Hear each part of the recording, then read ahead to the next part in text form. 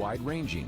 Apologetics, theology, prophecy, creation and evolution, intelligent design, marriage, family, child-rearing, the millennial generation, friends and society, politics, economics, business, religious liberty, the Constitution, public policy, foreign policy, military policy, tensions in the Middle East, abortion, homosexuality, pornography, sexual ethics, media, technology, history, and America's godly heritage. We talk about anything that affects your faith, your family, or your freedom. So don't go anywhere, because Point of View starts right now.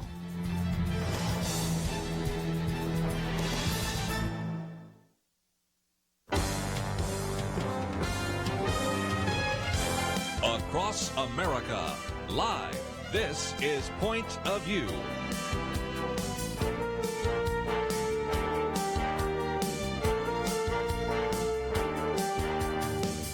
And now, Kerby Anderson. Thank you for joining us for the Thursday edition of Point of View.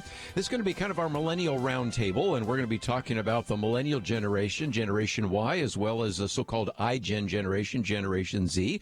And in studio with me for the entire time is Jonathan Teague, who I'll give a formal introduction in just a minute. But just also as a program note, next hour we're going to be talking with Ben Courson. He's been with us before as we've talked about awesome misfits, and we'll talk about some of his struggles, and that relates very much to one or two of the articles we've posted. The World Isn't Safe, Lost Generations, Uncertain Future, and a number of others, which some of those relate also to our guest the next hour after that, and that will be Liberty McArtor. So we've got just a lot of people that you're going to have a chance to hear from. We're going to be covering a lot of different topics, and so I hope that you'll take the time to listen to all 3 hours if you can. But, of course, for those of you listening on radio, you'll hear these first 2 hours, and then you might have to go online to hear the third. Jonathan Teague is a good friend. He's been on this program many times before, and in some respects will be kind of the co-host today as we bring some other people in by phone, but he's here by mail. In studio, I should say. Yeah, didn't have to mail that in, did we? We thought you were about 10 minutes ago. Where is this guy? But no, he didn't mail it in. Anyway, minister of married adults at Prestonwood Baptist Church, and an individual is a graduate of Hardin-Simmons with a master's degree in Christian education from Southwestern Baptist Theological Seminary, and soon I guess I'll have to call him Dr. Jonathan Teague with his Doctor of Ministry as well. So just great to have you in studio. Well, Kerby, it's great to be with you. Always a joy and a privilege. Not as much of a joy to be on 635, but it is always a pleasure to be with you and spend time. I know. You know, I leave even much earlier than I would recommend because there's always something. And I think I missed in all these 30, now it's almost 34 years. Once where I just couldn't get there in time. But there have been a few times where I've been walking in just about the same time you do, which is actually early for Kelly Shackelford. There are times I've started the show, and then finally he's sitting in that chair. So this happens. But anyway, let's forget all that because I want to get into some of the articles you've posted. But for just a minute, let's talk about what's happening at Prestonwood Baptist Church. And the reason I bring that up is that we have been following, and we'll spend some time tomorrow talking with Dr. Merrill Matthews and Kelly Shackelford of the number of churches that have opened. And a small church can do this very easily. Mega church is a little more difficult. And so Andrew, who is our engineer, Dr. Matthews, who will be with us again tomorrow, they go to Denton Bible, and they've been the first one to kind of experiment on this because they're kind of a mega church as well. Maybe not quite as big as Prestonwood, but still pretty good size. Yeah. People sit every other row. They actually have to register to go in and separation. You're trying something rather unique at Prestonwood, so talk about that. We are, yeah. We'll be back in live worship services this weekend, the 30th and 31st, Saturday night at 5 o'clock, and then Sunday at 9:30 and at 11. And we did a similar thing. Denton Bible's a great sister church with a great ministry, as you know. And so our congregation, all the congregations in our city are unique. Yeah. And you know this from being a longtime member of Prestonwood. Prestonwood is certainly a unique and special place, and it is always connected with a lot of people. And so I know our pastor's heart was to ensure that when we felt ready to open, we did it in a safe and in a very godly, neighborly kind of way. Right. And so he's kind of been talking a lot about, God, government guidelines, and the groundswell, getting a sense and a feel for our people, getting to that place of readiness. So that's kind of the calculus behind our decision. And every church has got to do what's right and good for them. We're going to figure out a lot this weekend. We've all been joking together, and friends of mine all over the country, we've kind of all been saying together, there really wasn't a coronavirus file in the drawer somewhere that you could pull out. No, they didn't have that at seminary when you went there, right? No, I checked my notes. There were no classes for this at all. But, so the fun part of that as a leader is you kind of get to sort of say, okay, how are we going to respond? And you contextualize your ministry and your place of business or whatever it is. And you think they're okay, within what the guidelines we've been given, what can we do? So we are going to open this weekend. We're going to, and inside the room, we're going to stagger the rows. We're going to space people appropriately. One of our ministers that Matt Mullins, has done a phenomenal job, our open division minister. He's doing a great job. Yeah, working with our executive pastor and our task force, tasked with kind of figuring out the mechanics of all this. Matt's put a great system together with that team. He's going to do an incredible job. I think it's going to help us this weekend. But we did registration, really reservation would be a better way of putting it. Yeah. And those filled within minutes when we opened it. A lot of us watched Jared Stevens on television saying, it took all of 8 minutes. Just about, yeah. So that includes the Saturday service, the 2 Sunday services, and our Sunday morning service at 11 this is going to be really cool. We're going to do it outside. That's what I was going to have you talk about. So we have a facility there, and we have a wonderful Christian school that's a partnership ministry within our family of ministries at Prestonwood called Prestonwood Christian Academy. And so our school and our church are very much walking hand in hand in oneness and unity and purpose. Great. And so we have a wonderful baseball facility there. And our pastor loves baseball, as you know. Graham Field. Yes, sir. Yes, sir. We're going to do an outdoor service at 11 on Graham Field. Already sold out, already full reservation. And I think it's going to be a great time as well. What's so interesting is at Denton Bible, they start early, and then theoretically, and I say this theoretically because I love Tommy Nelson, theoretically he ends at 10 o'clock, and then that gives them 1 whole hour from 10 o'clock to 11 o'clock to clean, right? Which is still just pretty chancy. But for the church at Prestonwood, if you start at 9:30, I don't think I've ever seen Pastor Graham end at 10:30. Even if he did, that doesn't give you a full hour. That's why you say, okay, we'll be in the sanctuary at 9:30, but we'll be out there on the baseball field at 11 o'clock, which I think is another very creative idea. And I wanted to mention that, and we might mention it again when we're on the national hour, because there are probably some people in other churches trying to figure this out. Sure. You know as well as I do that we have a lot of mega churches in this community, and whether it's Watermark or Stonebriar or First Baptist or Prestonwood or whatever, they're all trying to figure out how do we do that, because for many of us that grew up in small churches, and I've had a chance over the years to preach in churches that have about as many members as I have in my Sunday school class in the chapel, you can make that work pretty easily. But in some respects, you are kind of leading the way, and our good friends at Denton, I think we're going to try to get Tommy Nelson on tomorrow just to talk about their GAP program, because they also are recognizing, as we'll talk about after the break, or maybe when we get in with Ben Courson in the next hour, there are a lot of young people that are saying, go back to college in the fall? Not so sure about that. Are 20 million college students going to go back to the universities? I'm not sure they are. And so if they don't, what about a GAP program, which is something that Denton Bible's been doing? There are other programs like that all over the country, and that's something to think about as well. So we'll have him on to talk about that, but also get his thoughts about how's this working out. Because even yesterday when we opened up the phones, we had one individual from North Carolina saying, well, we had 3 people in our church that got infected. So if you're a deacon, or in some churches they have elders, and you're pastor, and you're looking at this, you're thinking, okay, we got to be careful about this, and so those are some topics we will be addressing as well. But when we come back from the break, one of the articles you posted, and I was glad you did because I always like to know what you're thinking about, Atheist in Praise of Christianity. Now, it's the 3rd article that's on our website, but it really cites a number of individuals like Tom Holland in particular, as well as Douglas Murray and a few others.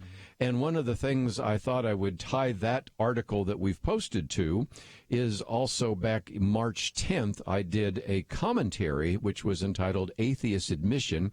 There I'm talking about Richard Dawkins, who does get a mention in here, but also John Rhines Davis, who, if nothing else, is not necessarily a Christian either. But you're having these atheists say, we're a lot better off for Christianity. So we'll talk about that with Jonathan Teague right after this.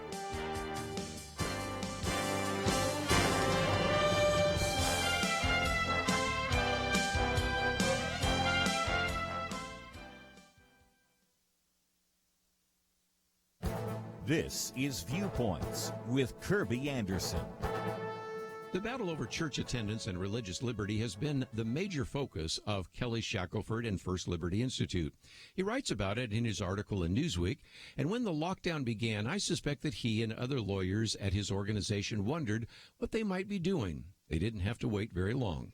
Governors and mayors began to issue orders that seemed to be focusing on closing down church services while other establishments remained open. In Mississippi, police surrounded a pastor holding a drive-in service while members remained in their cars with their windows up. One officer announced that his rights were suspended. Louisville's mayor announced a prohibition against any Easter church service gathering. Meanwhile, other citizens in the city were allowed to frequent a local drive-in restaurant. That's when First Liberty had to act and received a favorable ruling from Judge Justin Walker. That proved to be the legal shot heard around the world. It not only helped open up various church services, but other parts of the American economy. Kelly Shackelford acknowledges that the battle for religious liberty in church services is not over. As we are coming out of the pandemic, he says, we cannot let the new normal be one where our liberties are restricted. These court decisions are helping to curb the temptation of governors and mayors to assert power over the people that is not justified in the Constitution. He concludes that freedom, especially religious freedom, is something that realigns the boundaries that ensure self-government and leads to human flourishing. This nation was born as an experiment in freedom, and we cannot let the current need to protect the health of Americans be a justification for eroding the foundations of freedom upon which this nation was built. I'm Kerby Anderson, and that's my point of view. Take Kerby and the Point of View team with you on the go with the Point of View app. Search for Point of View Radio at the Apple or Google Play stores.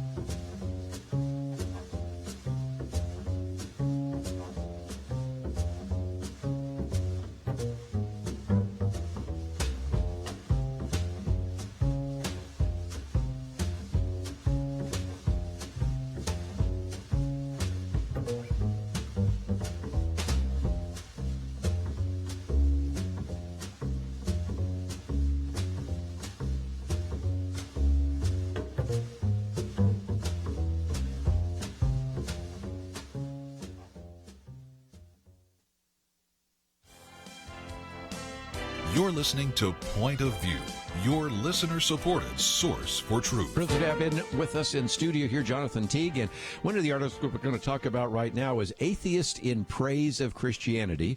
If the West had not become Christian, historian Tom Holland writes, no one would have gotten woke. Well, I'm not sure I like the grammar there, but I know what he's getting at. And this is very similar to something I'll hold up if you haven't received. This is one of my booklets, and it was put together basically from a book by Dr. Glenn Sunshine. I've known him. I've actually preached in his church in Connecticut, and he has written a very good book that gets into the whole question of, indeed, whether or not Western culture comes from both Rome and Christianity, and it's entitled Why You Think the Way You Do, The Story of Western Worldviews from Rome to Home. And his argument is very similar, Jonathan, to what we're going to be talking about here. Western civilization was the Roman foundation plus the superstructure or the infrastructure, however you want to say it, of Christianity. And that gave us Western civilization. Mm-hmm. Now, as we are jettisoning Christianity, we're back to the barbarism of Rome. Right. And many of these atheists are now starting to say that, aren't they? Well, yeah, and we've talked before about this issue of pluralism and how, really if you track the logical end result of an incredibly pluralistic framework, you sort of end up eating yourself in a matter of moral speaking, because yes. I can't have moral free reign at your expense while you're having moral free reign at my expense. So at some point that collides. And I think in many ways, this isolation and quarantining through coronavirus has exacerbated some of the existing problems that we're seeing, of course, in the church world, the ministry world, but also, my goodness, in business, commerce, and economics, and sort of these crucibles of conviction we have in the Western mindset of capitalism versus socialism, stimulus versus bootstraps, all these things that we're having to navigate. as we have so many people who really are abandoned without the system. And if you really zoom out a little bit, I love the author's willingness here to sort of be honest enough to say, absent of this framework that Christianity gives us, you really are in trouble because you really are abandoned to your own sense of morality. And more often than not, we realize that's really immorality. And so he sort of uses, I love this thought that he gives about these King Agrippa Christians. Go for it. Right? That he says there further down that, in many ways, these are Agrippa Christians, where Agrippa says is old King James language here, but, almost thou persuadest me to be a Christian. Almost there, right? Yeah. And it's that one quote, I believe in belief, but I'm not ready to accept the historicity of the resurrection, which of course is the linchpin of the Christian faith. But just that idea that, morality, belief, how we treat others, how we treat women, the equality that Christianity brings, the level ground before the cross, all of these things that Christianity introduced in radical ways that it's so ironic now. We think we're so far reaching and radical in all of these social agendized things that we're doing. Jesus was saying the most radical of things. Everybody's welcome. Everybody's loved. My grace and forgiveness is to the extent that will cover all of your, and these are just things that weren't germane even in the Roman or Greek context. Yes. It was repressive and sort of a social caste and all those different kinds. And Christianity redefines all that. But you're right. I think for the atheists to go, if we abandon these tenets, we really are in trouble because we're left to our own devices, and our devices don't work. Yes. So it's very interesting to look at. Again, this is Tom Holland, and his book is entitled Dominion. Mm-hmm. And I think you're thinking about buying the book. Now, I think I will. So why don't we both buy it, and we'll come back here and talk about it a little bit later.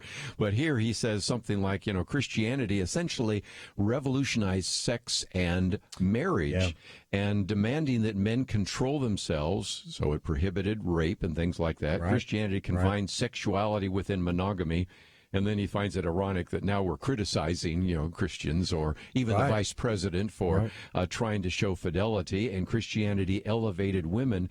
And if nothing else, you got to appreciate an individual who's a historian, who's an atheist, but he's honest with the facts. And we've said recently how much we've appreciated Alan Dershowitz, because lots of times, even though he's a liberal, he's been very critical of his fellow liberals. Yep. Or Jonathan Turley at George Washington University. Alan Dershowitz was, of course, at Harvard Law School, also speaking out to those issues. And here, Tom Holland is saying, I may not necessarily agree with this Christianity stuff, but we would not be where we are without Christianity. Right. And it kind of brings us back to what Rome was like, and you find that in this book and some others.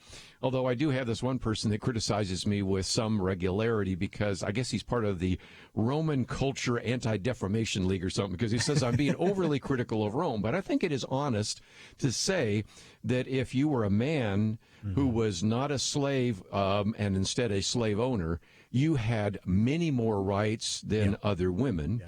A free person had many more rights than a slave. Right. That children that were born, and I think this even reminds us there of some of the examples, that if you had a child that was considered to be defective in Greece, an imperfect child, you would just kill it, or the Romans would just leave it out there.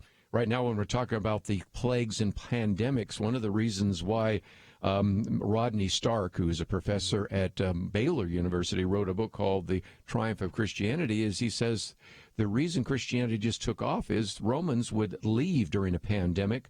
If somebody was sick, they would leave them out on the streets. And the Christians, to their own threat to their own lives, would go and minister to those individuals. And so this is the world into which Christianity was born, in which we eventually, when we talk about compassion, fidelity, monogamy, honesty, equal rights, those are all Christian concepts. They weren't necessarily found in Rome, were they? They're germane to the Christian ethic. They are Christological in their essence. And it's what Jesus is pronounced. It's why, by the way, Jesus finds himself, or I suppose the Pharisees find themselves at odds with him on a regular basis, because their version of Judaic moralism, grounded in the same Old Testament you and I read, ended up leading them to draw conclusions that became antithetical to the character of God. Yeah. So when God in the flesh is revealing himself, saying, no, my kingdom's like this, my kingdom's like this, the Pharisees found him to be unfamiliar to them. They didn't recognize him. And in many ways, the irony of the 21st century, in so many ways, speaking in the Western context in America, for instance, is that we've sought to do our very level best in 19th century textual criticism and then 20th century postmodernism. we sought to do our very best to deconstruct as much of the Christian ethic as possible. Our only choice now is to jettison it. Yeah. And ironically, we find our atheist intellectual neighbors being honest enough to appraise the situation and go, oh my, maybe Jesus wasn't wrong after all. Now, that faith leap that you and I've made to say, I'm going to trust Jesus with my eternity, with my hope, with my life, maybe they can't make that leap existentially, right, in their hearts, but intellectually they can't deny the realities of what mankind will do to itself left unchecked. And Christianity has proven itself over 2 millennia, and really in the Judaic context, in the Old Testament, if you will, context, has always proven itself to be a superior worldview. It just does. And so if you are interested in ensuring that women are treated well and with respect and dignity, if you are interested in families thriving, if you're interested in children being protected, which we seem to be very much as a culture, albeit the abortion argument aside, we seem to be really, really motivated by all of these precious kids that, now their public schools closed, they can't eat during coronavirus. We immediately responded as a country. Right. Well, Romans 1 tells us why that is, because God's put a conscience in us to tell us there's a right and there's a wrong.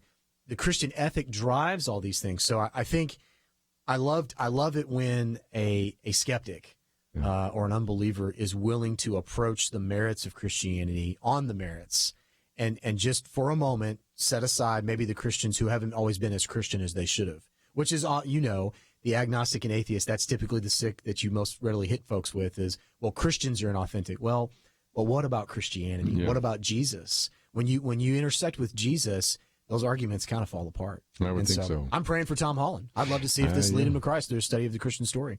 Well, and who knows? After we read the book, maybe we'll put him on. We did have Jonathan Haidt. He's not a Christian. We had him on when we talked about the coddling of the American mind, so maybe. But when we come back, I want to talk about Douglas Murray, because he's a conservative in quotes, but he's still an atheist. Right. And we haven't talked about Richard Dawkins, and that is in this article that you can read. It's also in my March 10th commentary. And so those are a couple. But again, even to see the backlash right now, the other day were talking about Steven Pinker, who actually said that this belief in an afterlife is a delusion, a very harmful delusion, and those kinds of things. And that's the reason why people want to come out of the pandemic, and that it devalues individuals. And my argument in a commentary coming out next week is, no, belief that individuals are created in the image of God is something that values humanity. Right. But whether it's Richard Dawkins or Pinker or a variety of all the atheists, if you're just a product of mass, energy, chance, and time, if you're just an evolutionary product, there's really no difference between you and a frog, really you and a piece of rock or something like that. Right. So the place that values humanity is Christianity. Right. As we come back, we'll talk a little bit more about that, because we have Douglas Murray, who is actually a conservative and an atheist, and then Charles Murray, who's actually been on the program with us, so he's a social scientist, and just a couple other points before we move on to some other topics here. And we are privileged to have in studio with us today Jonathan Teague. And by the way, if you'd like to join us, maybe you have some thoughts, 1-800-351-1212. We'll be back right after this. 2020. Is there anything important happening this year? Well, not unless you consider major disputes in various Christian denominations, international tensions over a flu epidemic, economic uncertainties, and a presidential election important. Question: where will you get real news, credible opinion, clear biblical thinking on the things that matter most? Answer: Point of View Radio with Kerby Anderson and the team. You can make sure their voices continue speaking loud and clear by taking a moment right now and joining the Truth Team. It's easy, but you do have to visit our website or make a quick call. Go to pointofview.net/team or call 800-347-5151. You have the power to make a difference. Joining the Truth Team can help ensure that millions of people will get a different opinion from the major purveyors of fake news. We don't get big advertising dollars like the networks or tax money like PBS. We depend on you. Pointofview.net/team and 800-347-5151. Point of View will continue after this.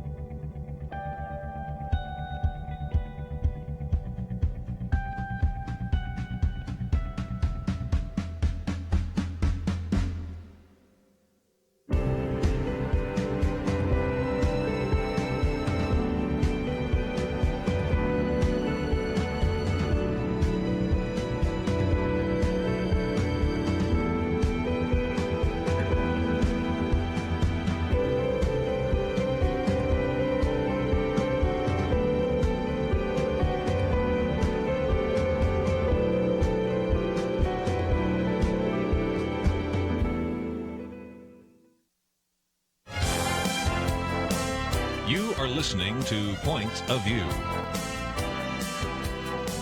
The opinions expressed on Point of View do not necessarily reflect the views of the management or staff of this station. And now, here again is Kerby Anderson. By the way, if you'd like to join our conversation, 1-800-351-1212. Jonathan Teague with us, and we're going to spend a little more time just on this article. It's called Atheists and Christians in the website, the actual article, which you can find at the stream, and I would encourage you to go there because I find so many good articles there, Atheist in Praise of Christianity. And we talked about one of these atheists, historian Tom Holland, and maybe we'll go read his book on Dominion. But another person that is mentioned, Jonathan, is Douglas Murray, who is a conservative, but he's also an atheist. And he basically, talks about the fact that once you decline and once you dismiss and once you, let's even be more honest, ignore, because a lot of people haven't even thought about Christianity. Right. As he says, society faces three options, to reject the idea that human life is precious. Well, people don't really like that one too much, or a variety of other alternatives there. And so then when you get into the issue of the sanctity of human life, then you talk about moral insights and all of that.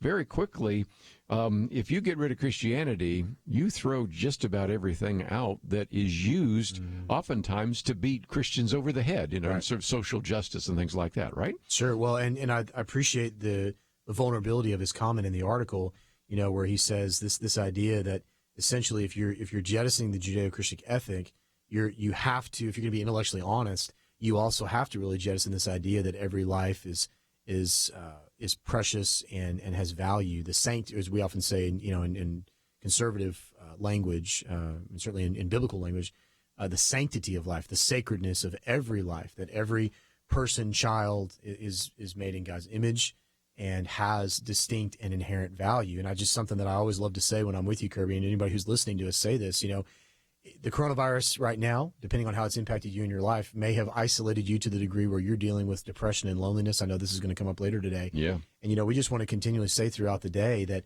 you're not alone. And one of the ways that I know that authoritatively is because I believe in a creator God who made the universe and made you.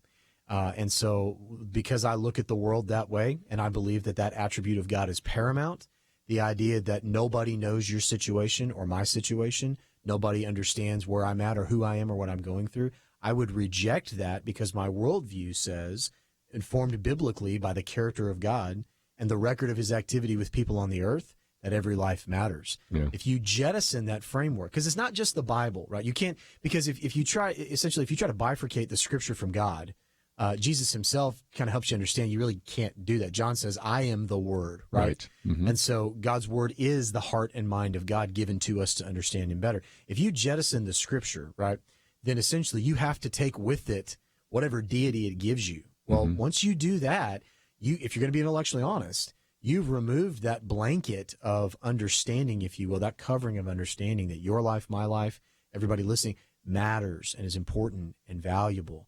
When that Christian ethic erodes, and he kind of talks about this in his fear, right? Even the atheists are afraid. And anytime the atheists get afraid, we really need to get nervous because the atheists have already said, we ex nihilo, we're from nothing and we'll go back to nothing. So live it up. If the atheists are nervous, that should signal to perhaps a marginal skeptic, oh my, if the people that have run away from a creative order are nervous and we can't rely on a Darwinian evolution anymore, I really am lost. And it brings us back to that fundamental truth that all of us as people have, which is that without a relationship with the Creator God, I really don't have a solution for everything I see around me. So I appreciate Murray's willingness to be honest about that and be vulnerable in his own mind about that. And again, Dennis Prager's been on the program with us before. It says, atheism is a vacuum. It doesn't provide any moral direction. Now, he's very quick to point out, we meet moral atheists all the time, and nice people. And sometimes you meet an atheist in your neighborhood that's nicer than the Christian. So I got that. But there's no basis for it because indeed, back to the Steven Pinker argument or the typical even Richard Dawkins' argument is that you're a result of a chance process that did not have you in mind. You just are an accident and you showed up. And so as a result, there's no good, no bad, no right, no wrong, just is. And we just dance to the dictates of DNA. Well, then you go one step further. Then if this brain up here is just a meat computer and it's just random neurons running through here and random molecules focusing, why should I even accept your arguments? Sure. And that's the problem the atheist faces, because they go in there and steal Christianity and then use that as a foundation oftentimes to criticize Christianity, right? Well, and you see this evolution even within the atheistic and agnostic. And it's I'm sure the atheists would say this about a Christian. Christians oftentimes, they get the bad rap of sort of picking on atheism because of their atheism. Yeah. The great atheist response, well, I'm going to pick on you because of your Christianity, right? So it's sort of the straw man argument we create against ourselves. But here's what's fascinating for Murray and others quoted in this article is they sort of appeal to this moral atheism, which is a walking contradiction, because atheism, it's predicated on the idea that moralism is entirely relative to your interpretation. But what Christianity in particular provides for you, which is why I would argue for the moral atheist that's the riskiest venture there is. Because to your point, being a moral atheist, as it were, sure, I might go dig a well in Africa. I might go give money to the poor. I might go donate blood. I might go serve here, serve there. But to what end, and how long before the variable outcome that I am or am not pursuing will indiscriminately change based on what? Well, whatever I think. And so the value add of Christianity, if you just want to look at it purely from a fundamental standpoint, is it introduces a restraint, which although has negative connotations, is a positive boundary, right? Sure. There's things I'm not going to do to you because I know that those are things that I'm not going to violate in the code that I operate in. But there's also no impetus to be more moral, right? So a moral atheist, that might be the only time you see it. And that might be the only time I get your mail for you, Christian neighbor. That's it. That's it. Because there's nothing to drive me to do it again. Right. Or to do it on a deeper level, right? So there's no restraint and there's no impetus. It just is. And it's entirely predicated upon how much of it I want today. So it's entirely preferential, which again falls on itself. Doesn't work. Sure. And again, one of the arguments by Steven Pinker, since I've been beating him up this last few days because of this, is that this idea of the afterlife is actually degrading. No, actually, from a Christian point of view, because we believe there is an afterlife, we believe that what we do here on earth has eternal consequences, right? Sure. And so in some respects, that is such an interesting argument. But I want to move on to one other, because there's a name here, Jordan Peterson. Yeah. Now, earlier this month, on May 6th, we did an entire program, The Myth and Meaning in Jordan Peterson, a Christian Perspective. Ron Dart was with us. And I'd love to get Jordan Peterson on. You know, again, Steve's looking right now going, yeah, we'd like to get him on. It's really hard. But, okay, we spent an entire hour talking about him. So if you're interested, go to the May 6th broadcast. But, again, Jordan Peterson is interesting. Again, an atheist, a psychologist, an individual that has, in some respects, tried to take some of the things that are in the Bible, some of the things in Jungian psychology, and put it together. But he has become a phenomenon, hasn't he? Well, he has, and particularly amongst young adults. His message, his clarity, his tone, his some would say, and I think unfairly, his abrasiveness. But I've now read quite a bit and watched quite a bit of his interactions. He's a phenomenal debater. He's an incredible. He's amazing. He is. He's an incredible logician, and not magician, but he logically can help lead you to a conclusion. Phenomenal at that. I think it's so fascinating, though, what they capture in this article about his perspective on this, because I think they nail to a degree, and I don't know Jordan Peterson. I'd love to have coffee with him and just listen, because he's got an idyllic brain, I think. And I do think he's on a journey, if you hear him talk. Oh, no doubt about it. I really do. And has really been struggling with some of the reactions, too, because the next hour we're going to be talking about suicide and depression, things like that. And he's, you know, again, if you wake up every morning and say there's no meaning to life, I mean, how long does it take? Yeah, how optimistic can you be? I mean, sooner or later it wears on your soul, not just your brain, right? Of course it does. And this synthesizing of Christianity, and he's not the first to do it. He comes in a long line of others over 200 years that have attempted this in many ways. But he's doing it in a very articulate way on YouTube and other venues. And so I think his popularity is driven around his clarity, his willingness to sort of overcome this malaise of I'm not sure that oftentimes associates with a lot of the millennial mindset. And he brings this really abrupt clarity to these different issues. But I love here what they say when they talk about him saying that without Christianity, unspeakable cruelty is inevitable. And so again, he's drawn that conclusion. How could you not say that? And a great sub-argument, even for the agnostic, is to say, man, if you want to reject eternity, answer me this: is the world getting better?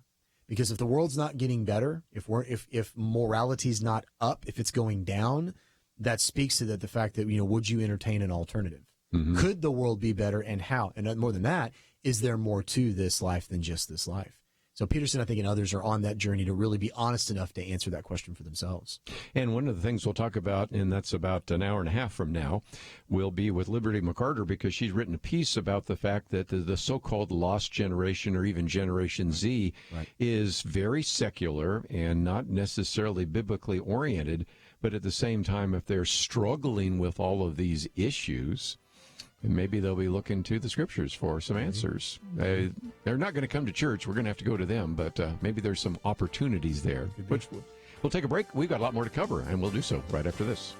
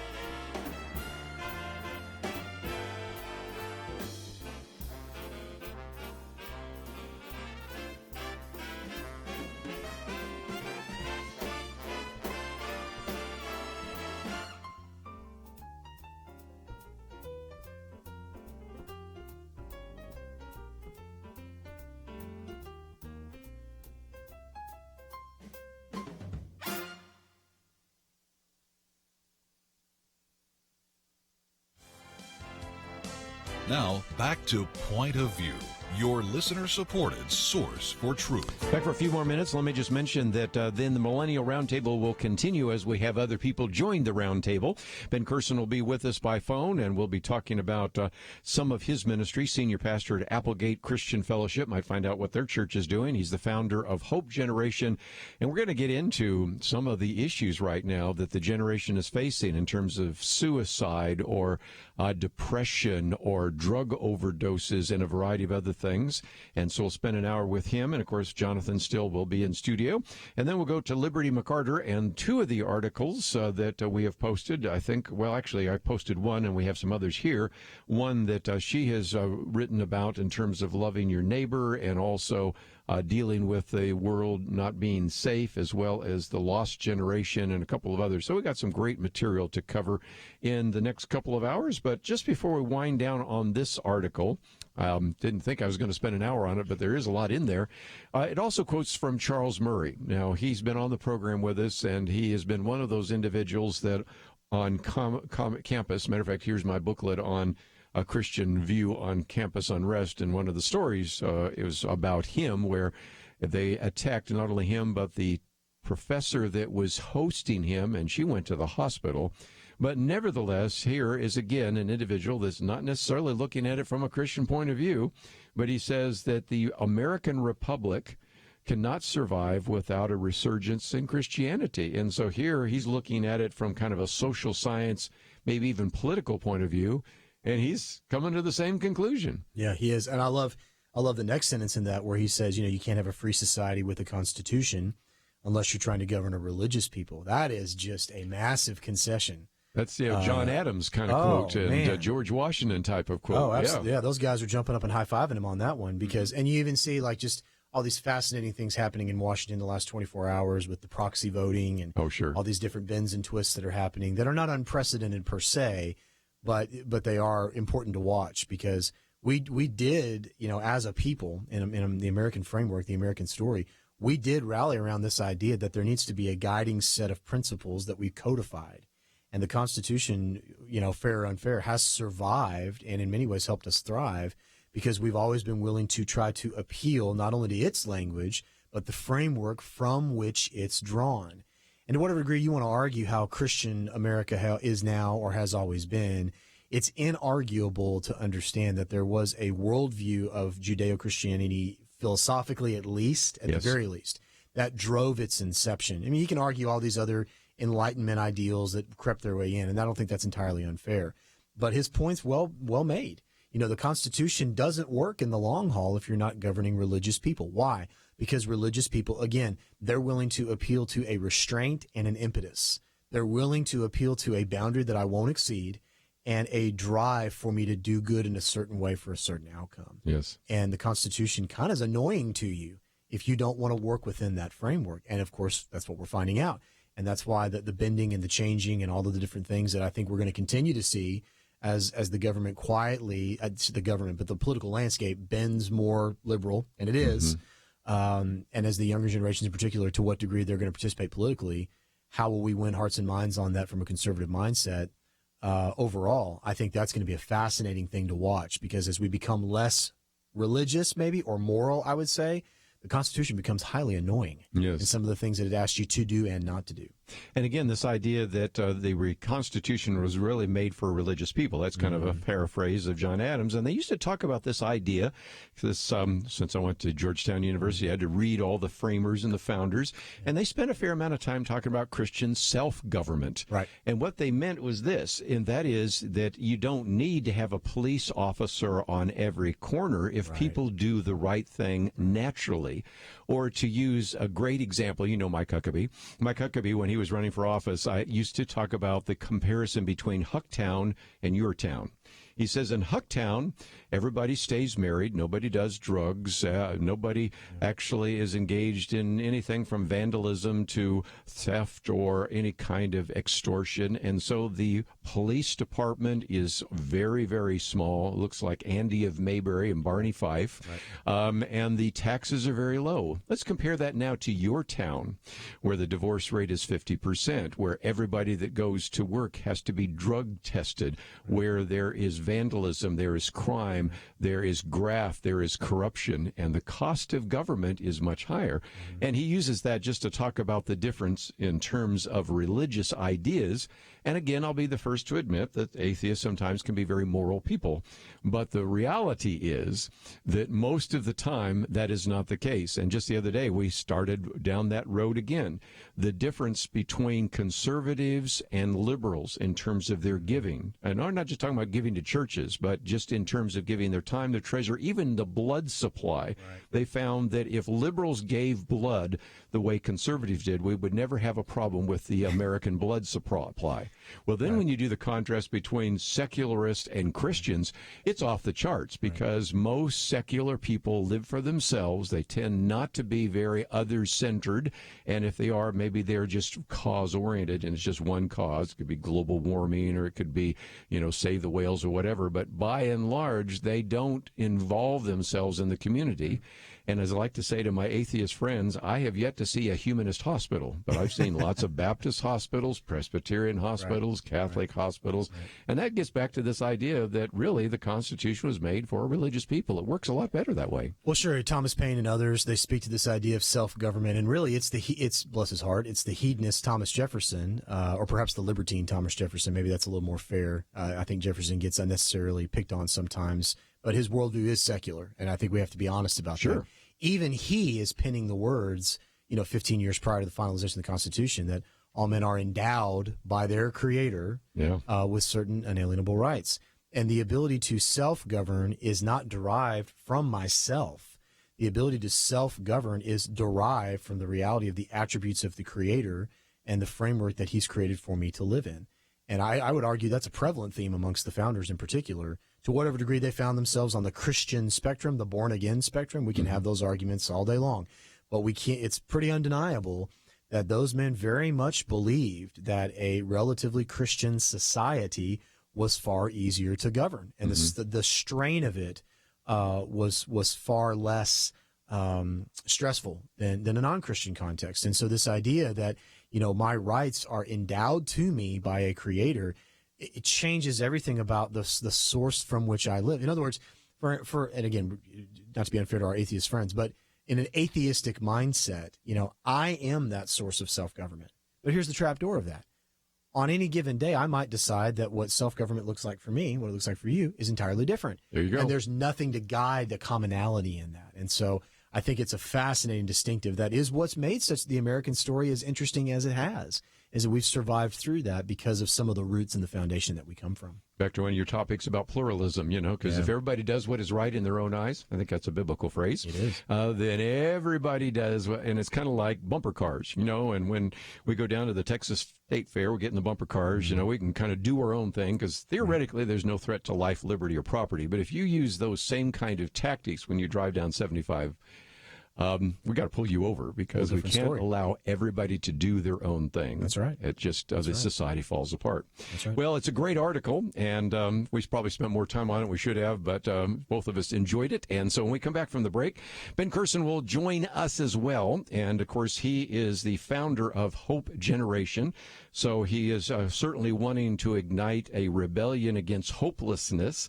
But we'll talk about the fact that this pandemic has led to a vast increase in a number of mental issues and other issues that we need to talk about. So we have a couple of things here that you might want to read. Gen Z finding the world isn't safe, and the lost generation of Americans face uncertain future. So just a couple of really important issues that we'll talk about. And before it's all through, I think we do need to talk about the death of George Floyd. We'll do that right after these important messages. Having civil conversations about important issues seems to be harder and harder. Various media outlets tell people what they should believe, why they should be outraged, and getting people to actually think, well, it can be difficult. Whether it's the gospel, tax issues, social policy, or just about anything else, you need to have solid information and clear thinking to address the hard issues. You need God's truth applied. And that's what you get in less than 2 minutes with Point of View's Viewpoints Commentary, a daily resource to help you be informed and think through the things we need to be talking about. It is free and will arrive in your inbox each day when you visit pointofview.net/signup. Sometimes we know we should say something, but we're silent because we're not quite sure what to say. Viewpoints Commentary can help you break the silence and change the narrative. It can make you a more equipped agent for truth. Get your free subscription to the Viewpoints Commentary at pointofview.net/signup. pointofview.net/signup. Point of View will continue after this.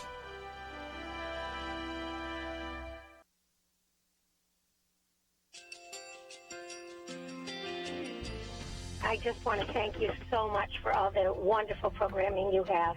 You're just absolutely fantastic. I recently started listening to Point of View, and I really found it interesting because of the different subjects you cover. Thank you for that. I really appreciate everything that you do in keeping us informed. Thank you, Kerby, for everything that you have been doing. I appreciate all the work that you're doing, advocating for the Word of God. Thank you so much. Point of View, I think, is absolutely necessary because it's a Christian perspective, a biblical worldview perspective, and receive very current, up-to-date information about what is really going on, week to week in our culture, which is changing so rapidly, and yet it's morally sliding backwards. Yeah, first of all, I think y'all's program is wonderful, and enjoy it every day. I learn so much every time I listen to it. Point of View Radio Talk Show.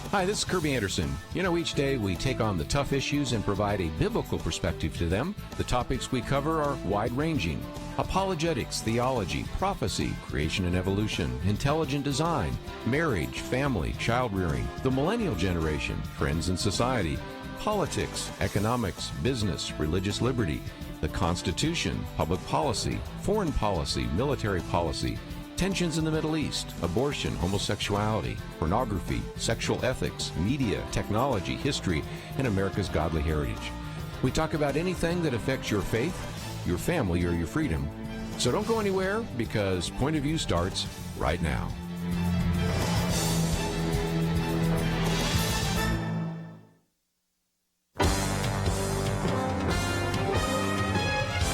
Across America, live. This is Point of View.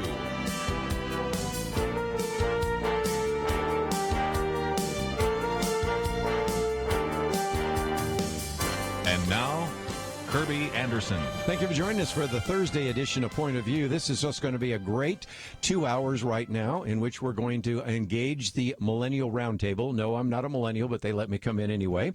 But we are going to be talking about individuals that are part of Generation Y, which would be the Millennial Generation, or Generation Z, sometimes called the iGen generation. And so you will find some really helpful articles. The first one we're going to get to in just a minute is written by a guest that we'll have in the next hour, Liberty McArtor, and it's entitled "Gen Z is Finding the World Isn't Safe. What do they need to hear from Christians?" So we'll talk about that. We also have one that was in The Hill by Stephen Israel.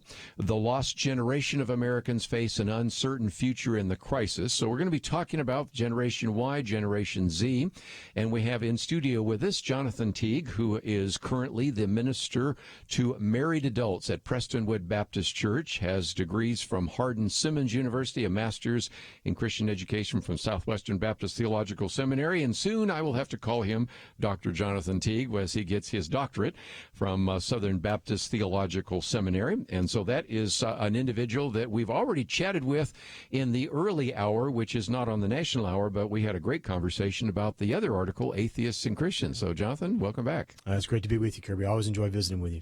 Let's, if we can, welcome to another individual to the studio by phone in this particular case, and that is Ben Courson. He is, of course, a best-selling author. We spent some time in the past talking about his book on Optimisfits, and of course is the founder of Hope Generation. In real, he tries and is working to try to provide hope for the next generation through the ministry that he has. Had his own bout with suicide and depression, so he brings such an authenticity to this conversation, and also serves as the senior pastor at Applegate Christian Fellowship. So, Ben, welcome back to Point of View. Thanks for having me. I can't get enough of you guys. They just keep coming back. Well, we need you back. And just for a minute, last hour I did talk with Jonathan about what their church is doing at Prestonwood Baptist Church, which is a very big church. But I'd love to know what your church is doing as well, because that is a big question right now, something we'll be talking about tomorrow with Kelly Shackelford and Dr. Merrill Matthews in our weekend edition, because churches are starting to open up. Sometimes some of these churches are being constrained by various edicts and orders and things of that nature. But what's happening in your church right now? So what we're doing right now is we're trying to be very much at peace with the government. I think a lot of people are trying to amalgamate and understand how to reconcile the gubernatorial autonomy of the local governors with also sort of the executive action and what President Trump has said about in regards to, the church being an essential service. So right now, we're just being patient. We're taking it slow. We're not looking to fight with the government at all, but we are excited to get back together. So at the moment, we're taking it 1 week at a time. And again, I would assume that some of those at Applegate Christian Fellowship are able to maybe watch online and things of that nature. But right. Yeah. Yes. And that's a big emphasis for us. So we just started a new TV show also with TBN, so we're able to get our TV show out there nationally and globally, but also locally, we make sure we have a live streaming service. So all of our services are on our website so the church can watch. Well, again, next time I'm in Oregon, which is almost every fall, I'm going to try to come by and say hi to you. So if nothing else, that is the case. But one of the articles, Jonathan, let me come to, and I want to hear both of your comments, is this whole question of Generation Z. Those would be those born after 1995, and that is a very significant group which are now graduating from college. Some are still in high school. But I thought it was interesting because Ben Bennett, who's been on the program with us as well, said, I think for Gen Z, this pandemic is leading many to believe in a deep down level for the first time that the world isn't safe. And they're finding that a lot of people in this generation are dealing with anxiety and depression. So I want to get your thoughts for just a minute, because I know Ben speaks to that issue as well. But Jonathan, what about this idea of this generation feeling like this world is not safe? Yeah, I mean, we were talking earlier, the whole reality of the corona pandemic has sort of exposed the fragility of society. Yes. And not only society and our social structures and our ability to pay for things and do commerce and business, but also the fragility of the human heart as well has really been sort of maybe to a degree unmasked or unveiled at really how paper thin our day-to-day rhythms really can be, particularly absent of a relationship with Jesus Christ.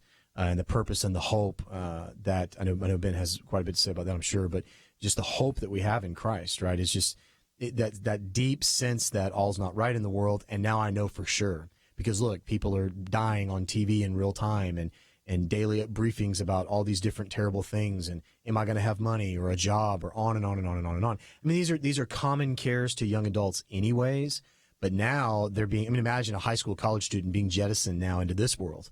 And what in the world are you excited about over the next first 1 to 3 years of your career?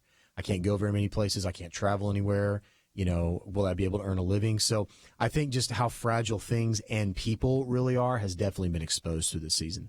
Ben, let's just talk about that. If you were born, for example, for some of our listeners out there in the late 1990s, by the time you're about 7 or 8 years of age, you have 9/11. By the time you're heading off to middle school, you have the 2008 recession. Then maybe in those cases, you've already graduated from high school, but now you're in college. You're leaving college, and now we have the pandemic. This is kind of a 1, 2, 3 punch for a lot of the people in this generation, isn't it? Yeah, that's a really good way of putting it. And, I mean, you look at what's happening with the COVID panic and pandemic. What I want to encourage people in is you can find Christ in the midst of this crisis. The fact of the matter is he is Jehovah Rapha. He will contain the contagion. 106 times the Bible says to wait for God. And this is one of those times where we have to let patience have its perfect work, that we might be perfect and complete, lacking nothing. Because right now, a lot of people are going stir crazy. They're struggling with despair and depression and dysthymia. In fact, antidepressant prescriptions have increased by 34% since COVID-19 started. And according to one study, since COVID-19, more than 1 in 4 Americans report feeling lonelier than ever before. So what I want to tell people is you will never be less lonely than when you get alone with God. And social distancing does not always mean social isolation, because Jesus said, though I'm with you always, even to the ending of the age. If you've seen me, you've seen the Father, and God's presence is always present with us.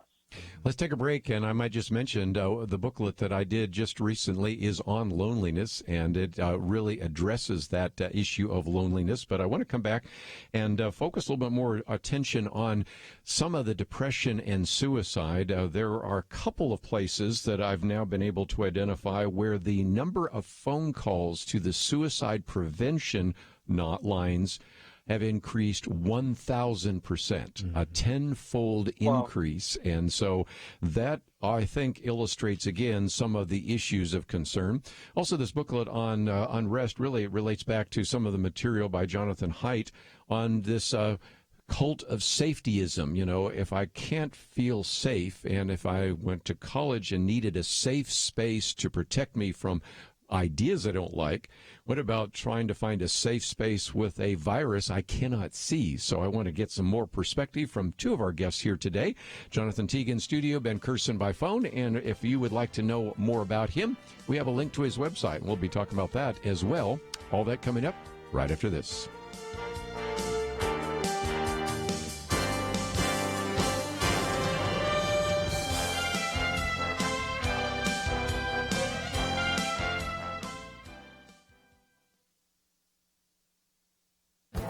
This is Viewpoints with Kerby Anderson.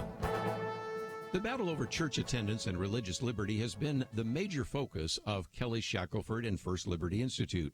He writes about it in his article in Newsweek, and when the lockdown began, I suspect that he and other lawyers at his organization wondered what they might be doing. They didn't have to wait very long. Governors and mayors began to issue orders that seemed to be focusing on closing down church services while other establishments remained open. In Mississippi, police surrounded a pastor holding a drive-in service while members remained in their cars with their windows up. One officer announced that his rights were suspended. Louisville's mayor announced a prohibition against any Easter church service gathering. Meanwhile, other citizens in the city were allowed to frequent a local drive-in restaurant. That's when First Liberty had to act and received a favorable ruling from Judge Justin Walker. That proved to be the legal shot heard around the world. It not only helped open up various church services, but other parts of the American economy. Kelly Shackelford acknowledges that the battle for religious liberty in church services is not over. As we are coming out of the pandemic, he says, we cannot let the new normal be one where our liberties are restricted. These court decisions are helping to curb the temptation of governors and mayors to assert power over the people that is not justified in the Constitution. He concludes that freedom, especially religious freedom, is something that realigns the boundaries that ensure self-government and leads to human flourishing. This nation was born as an experiment in freedom, and we cannot let the current need to protect the health of Americans be a justification for eroding the foundations of freedom upon which this nation was built. I'm Kerby Anderson, and that's my point of view. Take Kerby and the Point of View team with you on the go with the Point of View app. Search for Point of View Radio at the Apple or Google Play stores.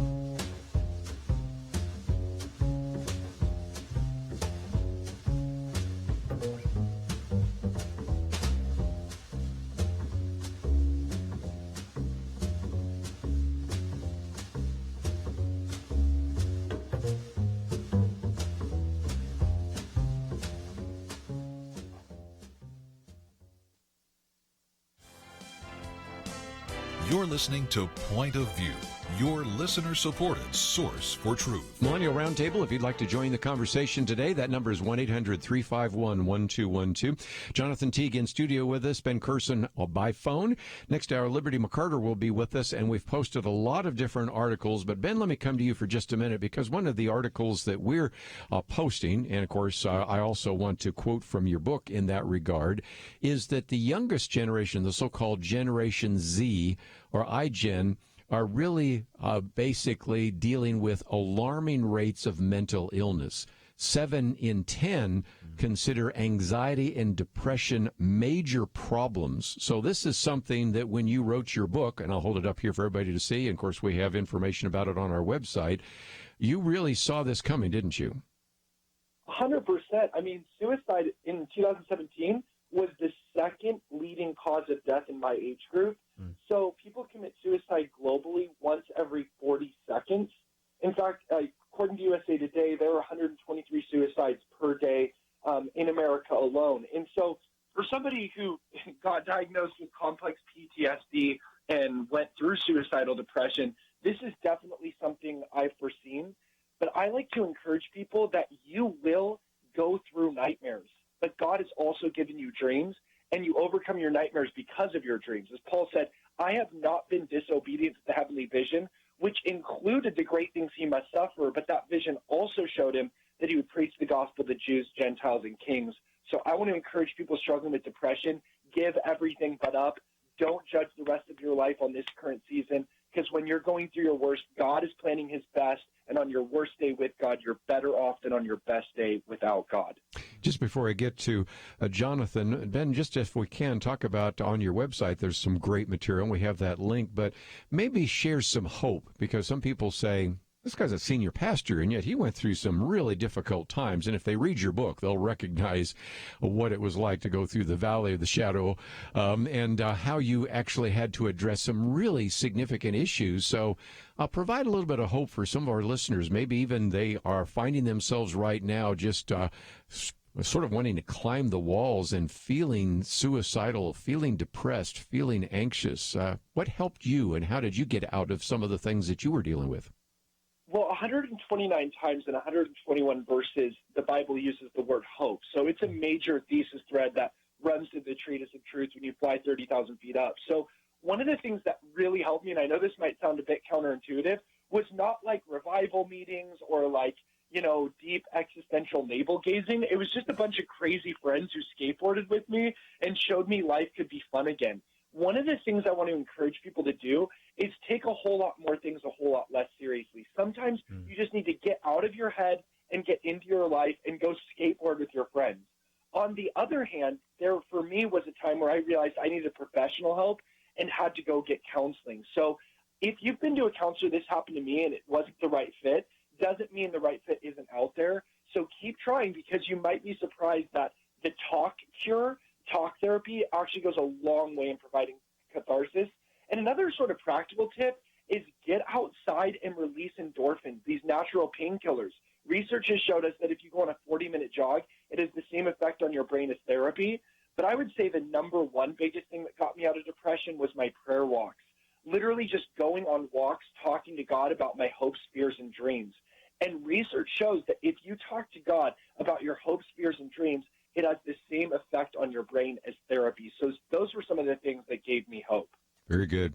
Jonathan Teague, let me come to you for just a minute, because there's a quote here from psychologist Jean Twenge. And, of course, she wrote the book iGen. I know you're quoting from it in your doctoral dissertation. You're very familiar with that. And she says she's concerned that this whole attitude, especially for the younger generation now, Generation Z that she writes about, but even the older generation, Generation Y and the millennials, might cement an attitude I found was already prevalent, that the world is not a kind or fair place. And on this program, we've had individuals saying that lots of times the non-Christians aren't asking, is Christianity true? Right. They're asking, is Christianity good? Right. And so talk about that. Well, and I think in every way, the world is not a kind or fair place. Yes. And that's one of the unfortunate but necessary realities of moving into adulthood, which now we're millennials. The oldest millennials are 39 this year, all the way down to 24, 25. And so the Gen Z generation is kind of coming behind, sort of finishing college and high school. They're the COVID graduates this spring, Yes. And all of the adaptation they're having to living in, and the constant fluctuation of what's 1 week and 1 month going to look like from here to there. And everything about their world is models and prediction. And it really can exacerbate these pre-existing feelings of already feeling like, although I'm socially connected and digitally engaged, I'm isolated and lonely and don't have nearly as many friends. There's a lot of research out there that speaks to the fact that younger Gen Z kids in particular, I've got 4 in my house that I'm raising. Yes. Friendship is harder. Friendship is harder for this generation because of all the digital engagement, but there's a diminishing return on social connection. And Twenge has been talking about this for years, first with millennials and now with Gen Z, this idea that isolation really does exacerbate loneliness, and loneliness really does build these bridges towards depression and all these heightened fears that they're real. And I think it's incumbent upon the church and believers to press in, not run from. And so I know I've been so proud of our church for the way that we've just started picking up the phone several weeks ago. I've been very impressed, yeah. Calling senior adults in our church, and then senior adults calling younger people and high school graduates. And it's just the church being the church. And if I think I love Ben's point here that if we're going to really build our framework on the hope of Christ, that's got to be the line of demarcation between those who have and don't have hope. Is the way I walk in that. It drives what I do, where I go, and how I think. I mean, that's that Romans 12 idea. Be transformed by the renewing of your mind. And you only get that in a relationship with Jesus. So the world, it might be kind and unfair. In fact, we would argue as Christians, it's broken. and sin broke it. But Jesus came and brought restoration and redemption, and I think now more than ever, that's the message we've got to trumpet. Let's see if we can talk about the positive aspect of that. Ben Bennett has been on the program with us, the Resolution Movement. He works with Josh McDowell, and there's a quote in here in which he says, because of some of this cynicism, he says it could drive some to exploration of some of these philosophical and spiritual questions. So it does seem to me that even as we're pointing out some of the cynicism, some of the fear, some of the desire for safety, and maybe the critical questions being asked about this world that we're in, that could spawn a revival? What's your thoughts? I mean, I think so. I honestly, as much as we might hate to admit it, the Scripture speaks to us over and over again that not good times are coming. There's a whole book of the Bible, by and large, that's sort of written towards what Solomon discovered later in his life, which is that stuff gets real and all the time. So it's kind of a great, sweet gift that we have, that the Lord is not been afraid in His Word to reveal to us the reality of what we understand, which is daily life. But at the same time, I think, so as we understand that tough times are coming, I think it's okay for Christians to say that crisis is a crucible opportunity for us to grow. And so in doing that, I think we begin to recognize and pull back some of the layers of our convenient society that we kind of enjoyed, and recognize that, things are difficult and hard, but there is a window here of sanctification. And it's such a hard thing in discipling younger adults, particularly. This is the block we hit a lot of, but change is hard and shifting my perspective is hard. But if it's necessary, if it's that Philippians 3 maturation that Paul talks about, pressing on into Christ, I want to know Christ. And what does he say earlier? And share in the fellowship of sharing in his sufferings. Mm-hmm. And man, a distinctive mark of maturity in Christ is being willing to endure difficult times the right way, in a gospel-centered way, and you come out of it with a deeper walk with the Lord. There's a deep promise there in the Christian walk, for sure. I would think so. Let's take a break, and when we come back, I want to get into some other issues, and one of those is another article about the lost generation. People are calling the class of 2020 the lost generation. Mm-hmm. You got to feel sorry for those in both high school and college. Maybe the college students deal with it a little better, but high school, okay, I didn't get my senior prom, I didn't get my graduation, I didn't get an opportunity to say goodbye to my friends. And so in some respects, they're facing this kind of lost generation. And so the question is whether these high school graduates are going to go off to college. The universities are hoping that these 20 million college students will show up in the fall. I'm not so sure about that. Mm-hmm. And then, of course, the individuals that are graduating from college, I'll give you some facts and figures about that, but those are not good. ZipRecruiter has said that the number of postings are down nearly 50%. Glassdoor, decline of nearly 40%. So we'll get into some of those issues. And when we come back from the break, also, we want to highlight a couple of these websites. We have the website for Ben Courson. I think you're really going to enjoy some of the videos we have there. We also, of course, have information about Prestonwood and Jonathan Teague. So all of that is available on the website right now. You might want to visit those during the break. And in this last half hour, before we let Ben head off, we want to give you a chance to ask a question or make a comment. Let's open up the phones then. 1-800-351-1212. If you have a comment or a question, whether you're a millennial, an iGen, or just interested in the conversation, give us a call. We'll be right back. 2020. Is there anything important happening this year?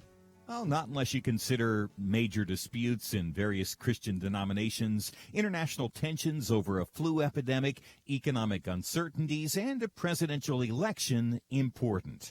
Question: where will you get real news, credible opinion, clear biblical thinking on the things that matter most? Answer: Point of View Radio with Kerby Anderson and the team. You can make sure their voices continue speaking loud and clear by taking a moment right now and joining the Truth Team. It's easy, but you do have to visit our website or make a quick call. Go to pointofview.net/team or call 800-347-5151. You have the power to make a difference. Joining the Truth Team can help ensure that millions of people will get a different opinion from the major purveyors of fake news. We don't get big advertising dollars like the networks or tax money like PBS. We depend on you. pointofview.net/team and 800-347-5151. Point of View will continue after this.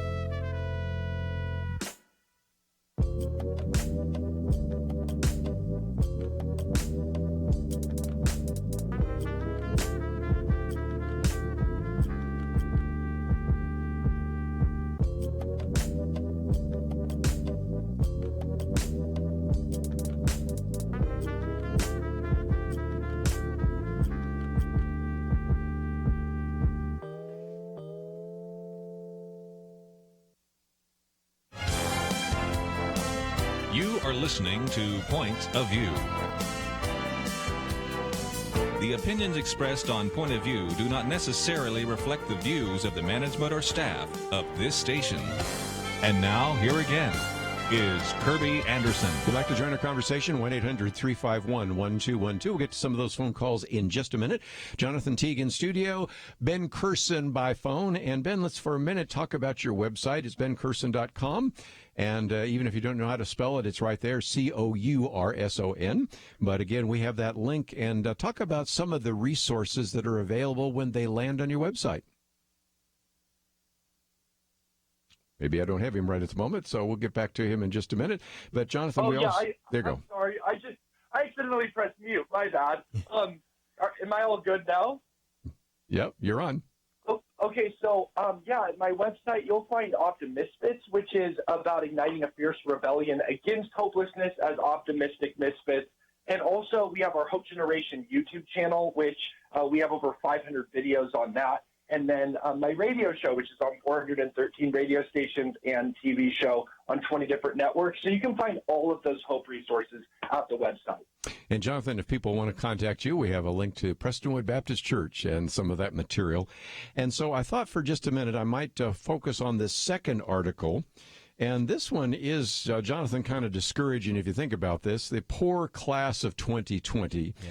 If they were in college, they lost their last college semester. They lost their graduations. They lost their internships. If they were in high school, they didn't get to say, in some cases, get to say goodbye to their kids, didn't get to walk and get their diploma, although we figured out some ways for some to do that. They missed out on prom, all sorts of other stuff. And so in some respects, this is going to be a marker that maybe many of them will carry with them for the rest of their lives.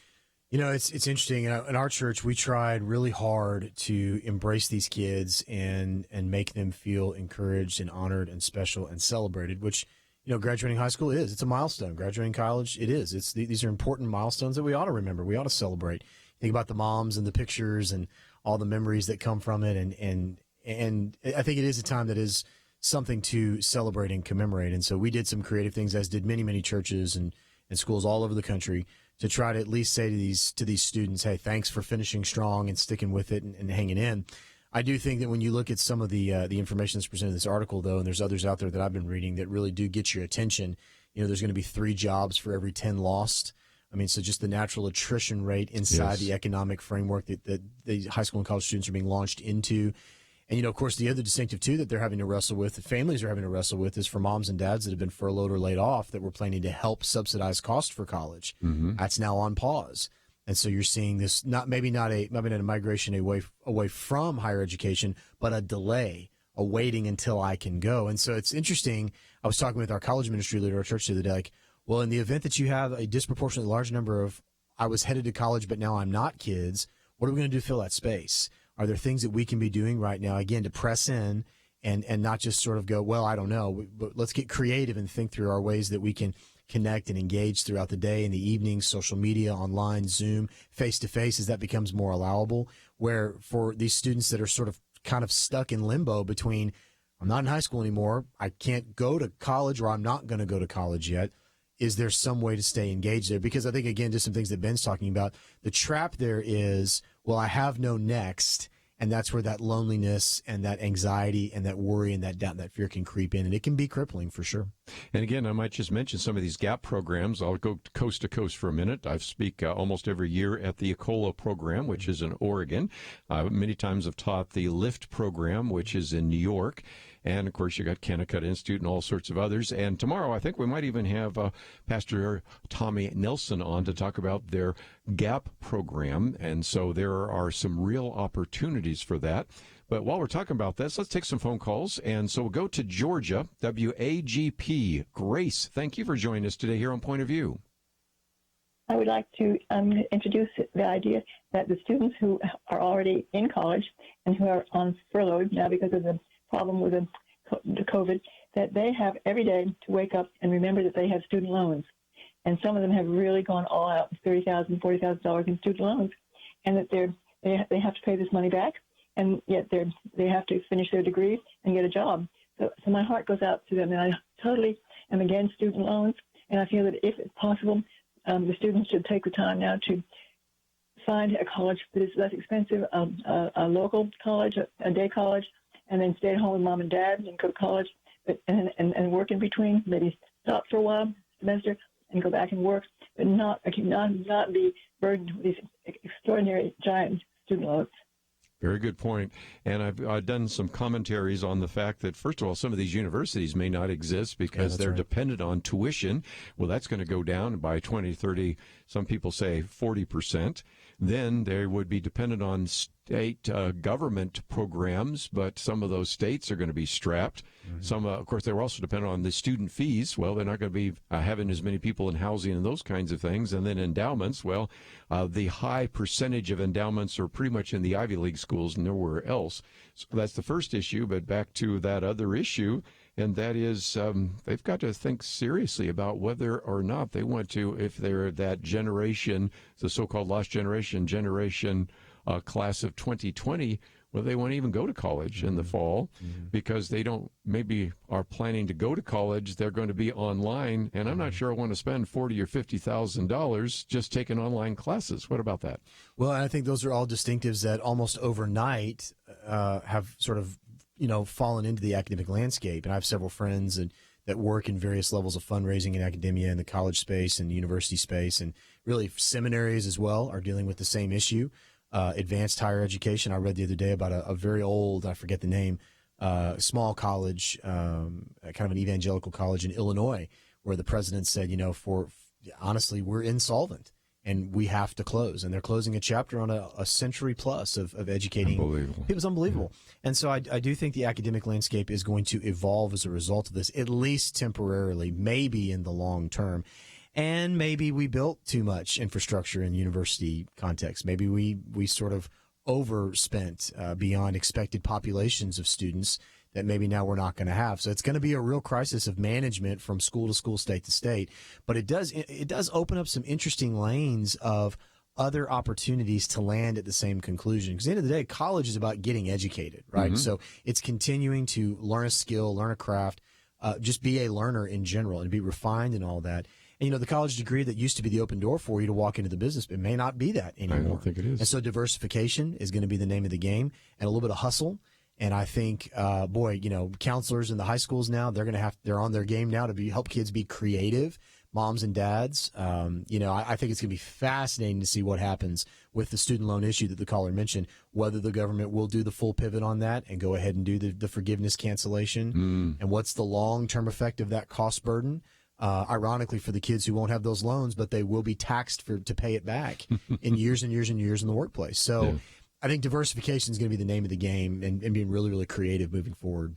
And Ben, if nothing else, that's going to be another question I suspect that your ministry is going to be getting, because a lot of them are going to say, I'm just not so sure I have the financial resources or I necessarily have the clear direction about college. And at that point, you can begin to have them say, well, maybe you need to go on a faith walk and start sharing with God your dreams, your goals, your visions, and also understanding a little bit better who you are and what your abilities are, rather than spend 4 years at a college trying to figure that out. What about that? Yeah, that's right. I mean, it's interesting because Christians invented the university in the 4th century, which is pretty amazing to me. I think a lot of people can sometimes think Christianity is going primordial, antediluvian. It's not very educated, when in fact, like in the 13th and 14th centuries, the 12 and 1300s, William of Ockham, Roger Bacon, these were Franciscan friars who literally invented science. So Christianity not only invented the university, but also invented science.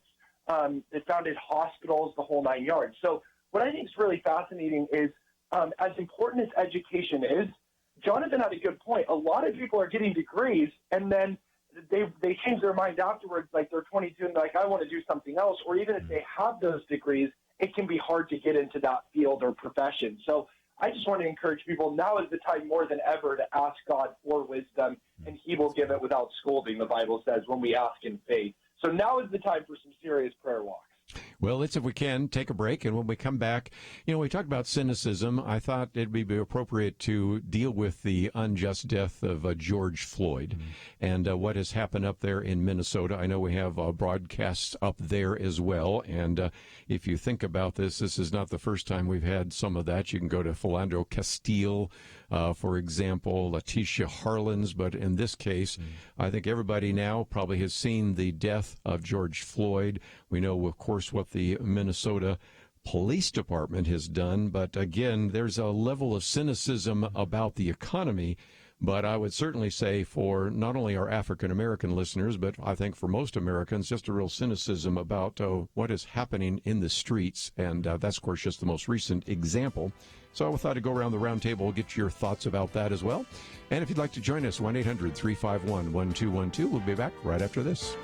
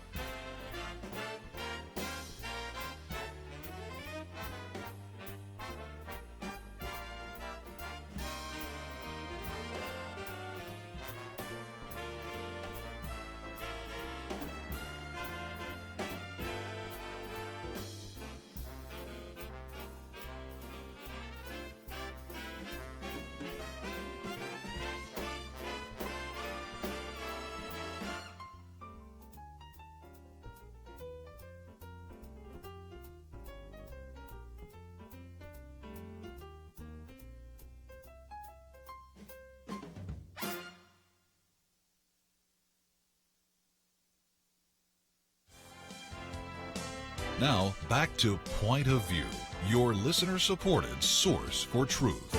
Back once again, we're continuing our conversation for just a few more minutes with Jonathan Teague in studio and Ben Courson. But I thought we might focus on something else that is probably becoming a source of great cynicism and skepticism for all Americans, but especially as we're focusing on the millennial generation and Generation Z. And that is, I'll just use George Floyd as the most recent example, but there are many others, and our listeners, if they want to call in, can talk about all those examples. But here, the Minnesota police officers go to an individual who is actually accused of possibly committing forgery. And instead, he may have been high. I don't want to get into all the details there, but we've all seen the video, or you've heard about it by now.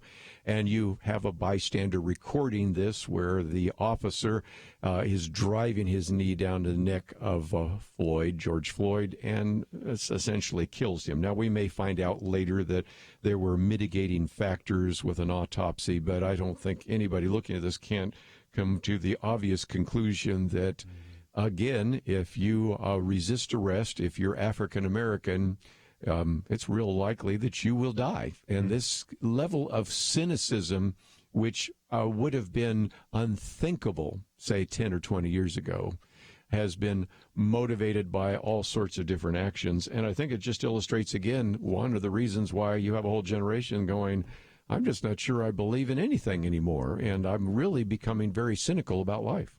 Yeah, and obviously, as Christians, we understand that God has created institutions for our good, and they're a byproduct of His glory and His design: marriage, family, government, the church. And so we honor these things and those who've been placed in authority over us. I think it's important right now.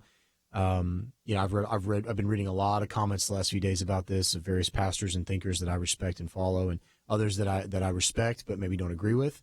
I do think that what can't be disposable here is just a total universal indictment on everybody in law enforcement today. Of course. I think that's unfair to the thousands of officers and first responders and others who try really, really hard. I know a number of very devout, strong, believing Christians who just, frankly, I don't know this officer in Minneapolis. I think it's always important that we not be unfair contextually. However, videos don't lie, and it's pretty apparent what happened here. And I think it's not at all unfair to recognize that we have a real massive systemic problem here that's got to be dealt with in the national narrative, but also in the state by state, locality by locality, province by province issue. There's just got to be a standard. If we as Christians are going to say that we hold to a high value of human life, we were talking about this earlier, and sanctity of life, right, it's got to be universally applied, even in the application of our law, as we restrain ourselves from not hurting one another. The government plays a role there. But an unnecessary use of force is never acceptable. And it's tragic, it's sad, it's wrong. I think as believers, we need to lock arms and hearts and voices with those who would say, no, there must be a better way. And to whatever degree prejudice and racism played parts in all that, again, that story will continue to unfold. It's some obvious things when you watch the video that would, it just, I have to imagine, I can't imagine it's not that difficult for some folks to watch that and go, well, clearly that's motivated by these things. Regardless, and perhaps it was, but regardless, it's just an unfortunate kind of a here we go again within our culture. And I think as believers, we have a responsibility to speak to the fact of what is the character of God, what does the Scripture call us to do? Obey the governing authorities, of course, honor, respect, but at the same time, those governing authorities are tied. This goes back to the conversation earlier, are tied to a moral outcome there. And I think it's not unfair to say that what we saw in that video was immoral. And again, you can then play out the next action because, of course, they were fired. But, of course, now we're talking about, I've looked at enough of the Minnesota law to say first-degree murder, probably not. Second-degree murder, maybe. Third-degree murder, probably off the table. So, again, in one of the examples I mentioned earlier, Philando Castile, here's an individual that was found not guilty, and you have some others that maybe had to do some community service, but no jail time. And so what unfolds next is just another question that I thought we might put on the table today.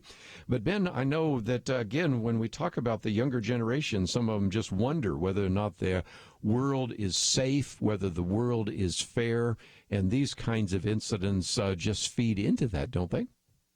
Yeah, and after the death of Ahmaud Arbery, I think a lot of people begin to think, man, this is not a safe world, especially for people of color. Right. And the fact of the matter is Christianity can sometimes be painted among my generation as that of white male privilege. But actually, I've been studying this over the past few weeks, and what I found is that statistically, the most typical Christian, the most person likely to be a Christian, is actually a woman of color. And although Christianity propagates this idea that we are sadly fundamentally morally flawed beings, we also have to remember that Christianity is at its core anti-racist. So with this news story that's come out with Ahmaud Arbery, a lot of people are thinking, man, is Christianity racist? What do we do about that because of the flaws there? But what I want to remind people is in the 4th century, Gregory of Nyssa launched an attack on the notion of slavery, and he was a massive figurehead of church leadership. You look at large-scale Christian abolitionism starting in the 7th century, St. Ansgar in the 9th century campaigned against the Viking slave trade. Thomas Aquinas argued that slavery was a sin. Then you have William Wilberforce, who, because of his Christian beliefs, ended the slave trade among blacks. Harriet Tubman nicknamed herself Moses because she looked at herself as a female Moses. You look at the history of Christianity, and it's actually one of anti-racism, slave abolitionism. So just because there's a few bad eggs in the bunch does not mean that represents Jesus. So I just want to remind people that Jesus' message is one for every tribe, every tongue, and it's our job as Christians to represent him as Imago Dei and to unify people. And I think more than ever, people need to understand that reality. Yes, and we're all one blood, as it says in the book of Acts, and not slave or free or Jew or Gentile, male or female, and the ground is level at the foot of the cross, right? So if nothing else, Ben, just before we run out of time, let me one more time, since you will not be with us in the next hour, we're going to be talking with our friend Liberty McArtor. Let's talk one more time about what's on your website, because some people might say, I've not heard half of that. So do you have some of that on a video that I can look at or pass on to my friends that are convinced that Christianity is nothing more than just a religion of slave owners and things like that? Where would we find some of the information you've just mentioned? Yeah, so again, on our website, you can just see all of our Hope Gen podcasts, our Hope Gen app, also our Hope Generation YouTube channel. I literally just gave a message entitled, Is Christianity Racist? And I proved that, in fact, it's the opposite. And I talked about the issue of Black Lives Matter, what to do with that. And you can find all of that also if you just go to YouTube and type in Hope Generation. And this is something that's really on my heart because I have 2 black nieces. And I think more than ever, we're longing for this unification that we are, as you said, all one blood. And you can find that all on the website. I might just mention that if you would like to contact either of these individuals, we have both of their websites. We also have, on both cases, their Twitter feed and their Facebook page. So if you want to make some comments, ask a question, interact with them, you can do so. So, Ben, thanks for joining us today here on Point of View.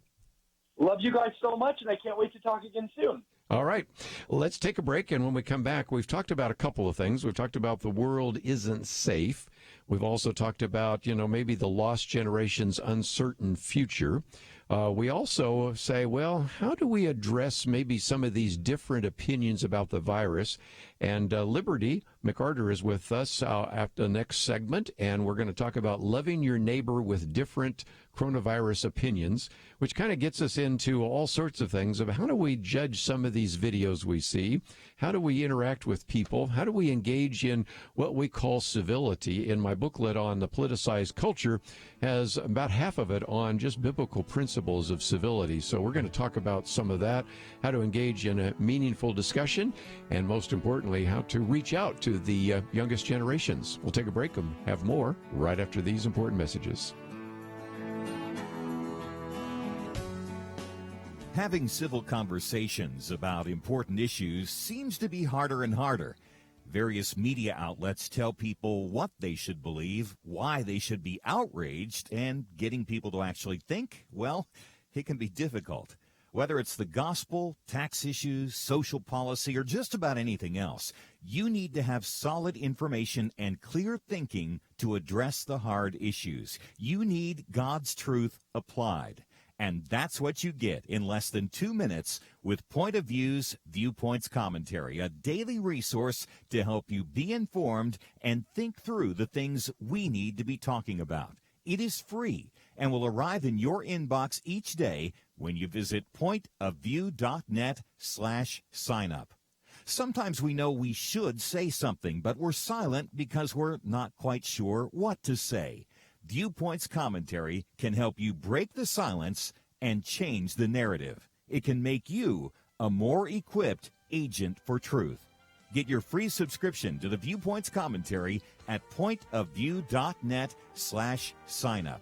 pointofview.net/signup. Point of View will continue after this.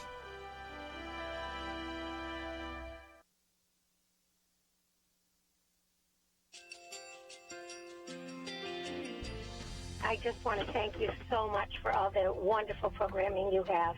You're just absolutely fantastic. I recently started listening to Point of View, and I really found it interesting because of the different subjects you cover. Thank you for that. I really appreciate everything that you do in keeping us informed. Thank you, Kerby, for everything that you have been doing. I appreciate all the work that you're doing, advocating for the Word of God. Thank you so much. Point of view, I think, is absolutely necessary because it's a Christian perspective, a biblical worldview perspective, and receive very current, up-to-date information about what is really going on, week to week in our culture, which is changing so rapidly, and yet it's morally sliding backwards. Yeah, I'm just, first of all, I thank you guys. Y'all's program is wonderful, and enjoy it every day. I learn so much every time I listen to it. Point of View Radio Talk Show.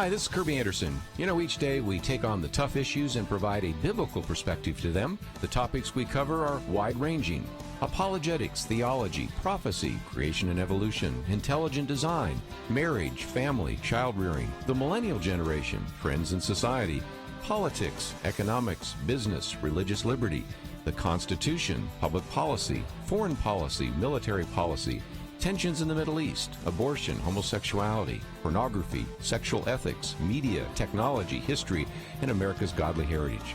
We talk about anything that affects your faith, your family, or your freedom. So don't go anywhere, because Point of View continues right now.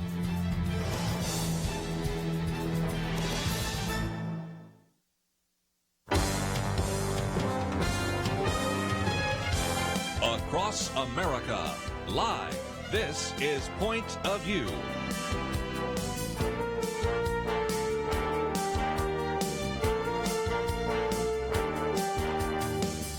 And now, Kerby Anderson. Thank you for joining us. In the last hour, we spent some time talking with Jonathan Teague and Ben Courson, and Jonathan's still in studio with us, and always great to have him here. Again, minister to married adults at Prestonwood Baptist Church, a graduate of Hardin-Simmons, as well as Southwestern Baptist Theological Seminary, soon to get his doctorate from Southern Baptist Theological Seminary. And we bring now to the microphone, we're hoping to have her in studio, but we'll have certainly a great conversation with Liberty by phone, who is Liberty McArtor, a freelance writer, an individual that is a graduate of Patrick Henry College, and back when she was in the Washington, D.C. area, worked as a talk show producer for WMAL in Washington.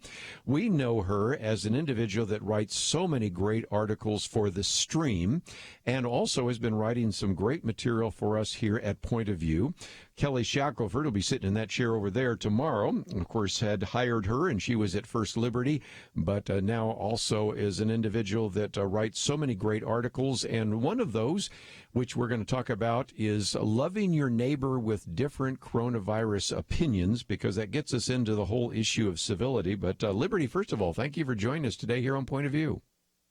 Well, thank you, Kerby. It's great to be here. We had the last hour also talked about another one of your articles, The World Isn't Safe, and we may back into that because some people have heard that conversation.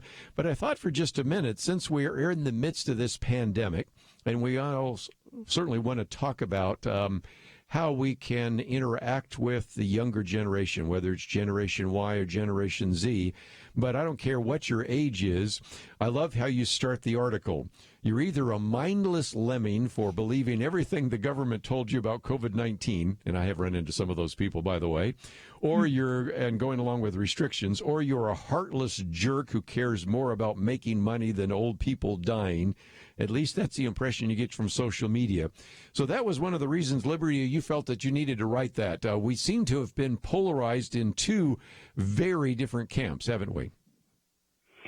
Definitely. And I think it's kind of following a pattern that we're seeing in America in general today. Unfortunately, so many issues just become so politicized that it's, black or white. You're either evil this way or you're evil that way. And, I think, unfortunately, it's easy for Christians to get caught up in that as well.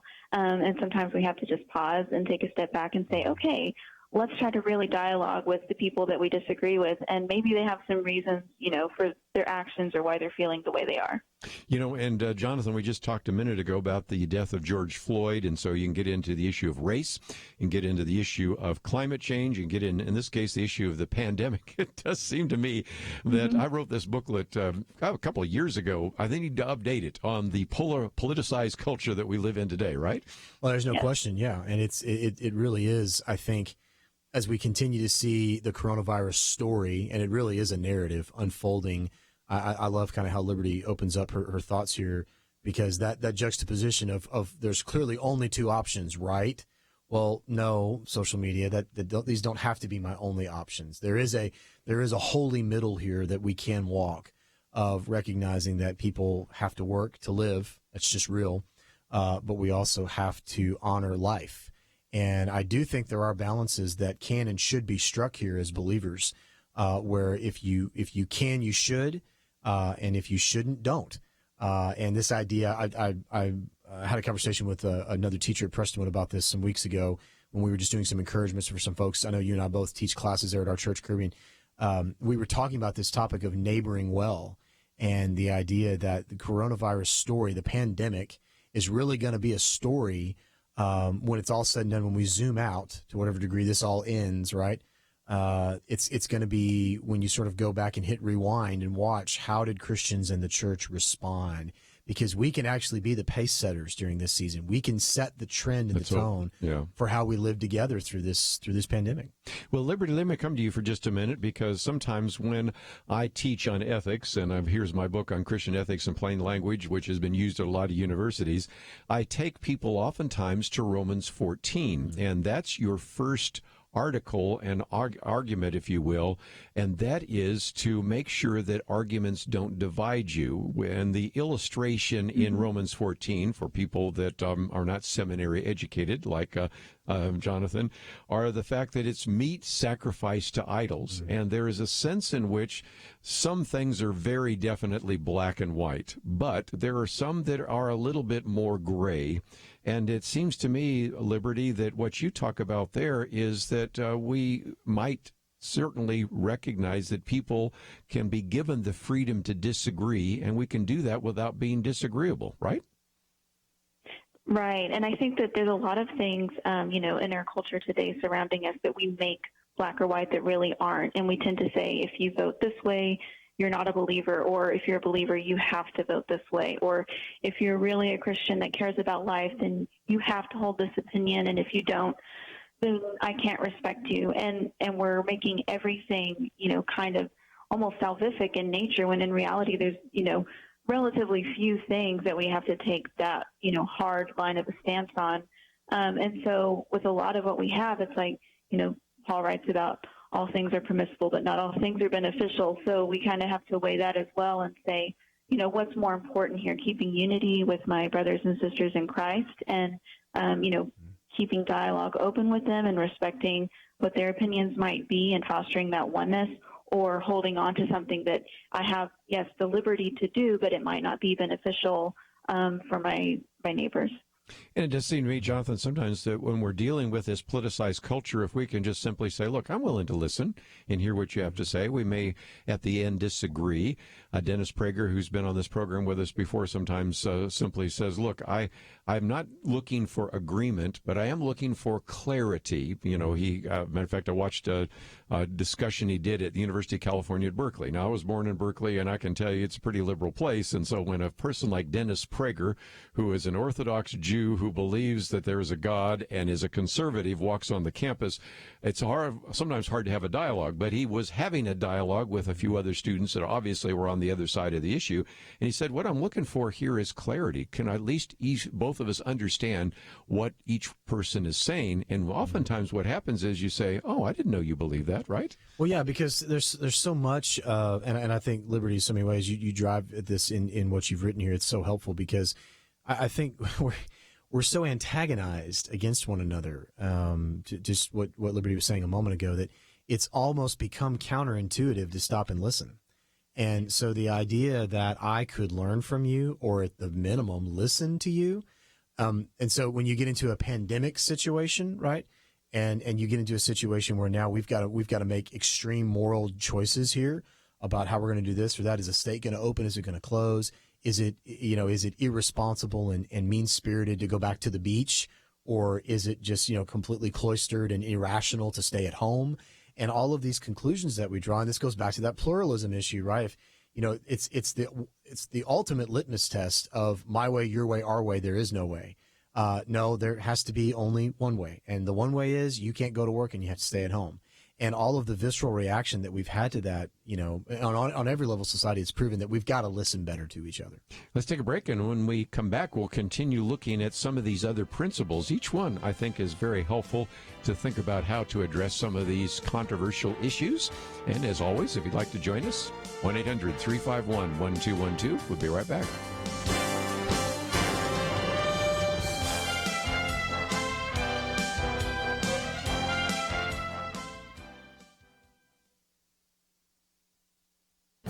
This is Viewpoints with Kerby Anderson. The battle over church attendance and religious liberty has been the major focus of Kelly Shackelford and First Liberty Institute. He writes about it in his article in Newsweek, and when the lockdown began, I suspect that he and other lawyers at his organization wondered what they might be doing. They didn't have to wait very long. Governors and mayors began to issue orders that seemed to be focusing on closing down church services while other establishments remained open. In Mississippi, police surrounded a pastor holding a drive-in service while members remained in their cars with their windows up. One officer announced that his rights were suspended. Louisville's mayor announced a prohibition against any Easter church service gathering. Meanwhile, other citizens in the city were allowed to frequent a local drive-in restaurant. That's when First Liberty had to act and received a favorable ruling from Judge Justin Walker. That proved to be the legal shot heard around the world. It not only helped open up various church services, but other parts of the American economy. Kelly Shackelford acknowledges that the battle for religious liberty in church services is not over. As we are coming out of the pandemic, he says, we cannot let the new normal be one where our liberties are restricted. These court decisions are helping to curb the temptation of governors and mayors to assert power over the people that is not justified in the Constitution. He concludes that freedom, especially religious freedom, is something that realigns the boundaries that ensure self-government and leads to human flourishing. This nation was born as an experiment in freedom, and we cannot let the current need to protect the health of Americans be a justification for eroding the foundations of freedom upon which this nation was built. I'm Kerby Anderson, and that's my point of view.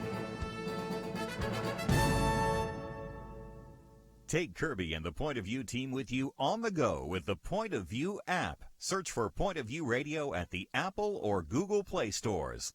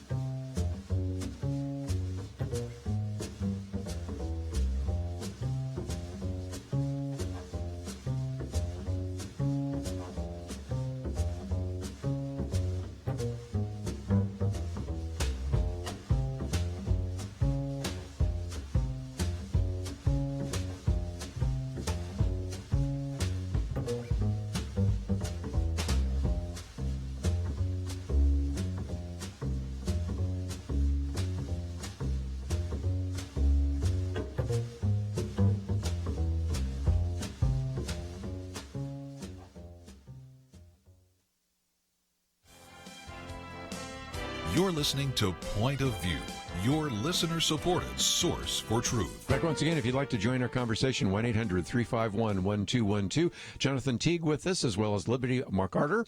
And we have, I think, the fourth article there, but we'll come back to some of these others a little bit later on what to do with differing opinions about the virus. And I thought I'd give a good example. If you get USA Today, you will see that there was kind of an op-ed by Mitch Albom.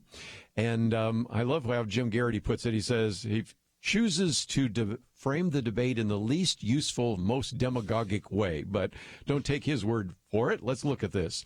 In the midst of this USA Today op-ed, he said, let's face it, it's easy to whine about not getting your hair cut when you haven't lost a child to the coronavirus. It's easy to insist on getting back to your favorite bar when you haven't watched your father die alone in a hospital bed on a cell phone held up by a nurse. And since 100,000 deaths represent only 10,000ths of the country, the odds are overwhelming that most people won't have experienced COVID-19 loss of their own.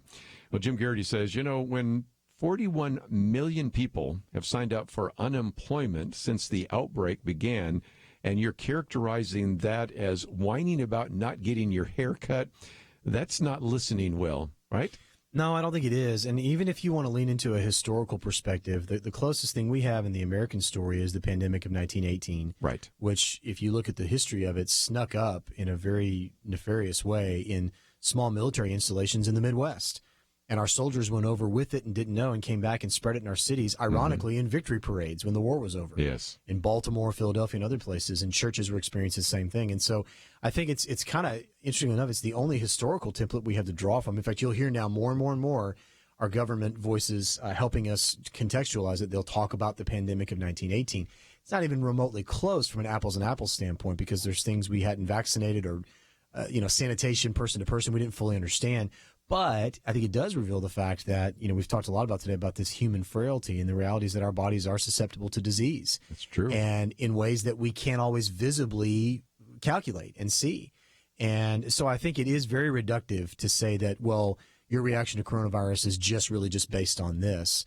That's only true if it's true, right? But the larger national reality, global reality that we have is that people are losing their jobs and people are going without income for large swaths at a time. And that dramatically impacts families. And one of the things I think, Kerby, I've been so proud of our church for is under the leadership of Ron Kelly and others in our ministry, our career transition ministry. Yes. One of the things our church noticed early on when the stimulus checks were being delivered, you start doing the math, most people are out of that money by now.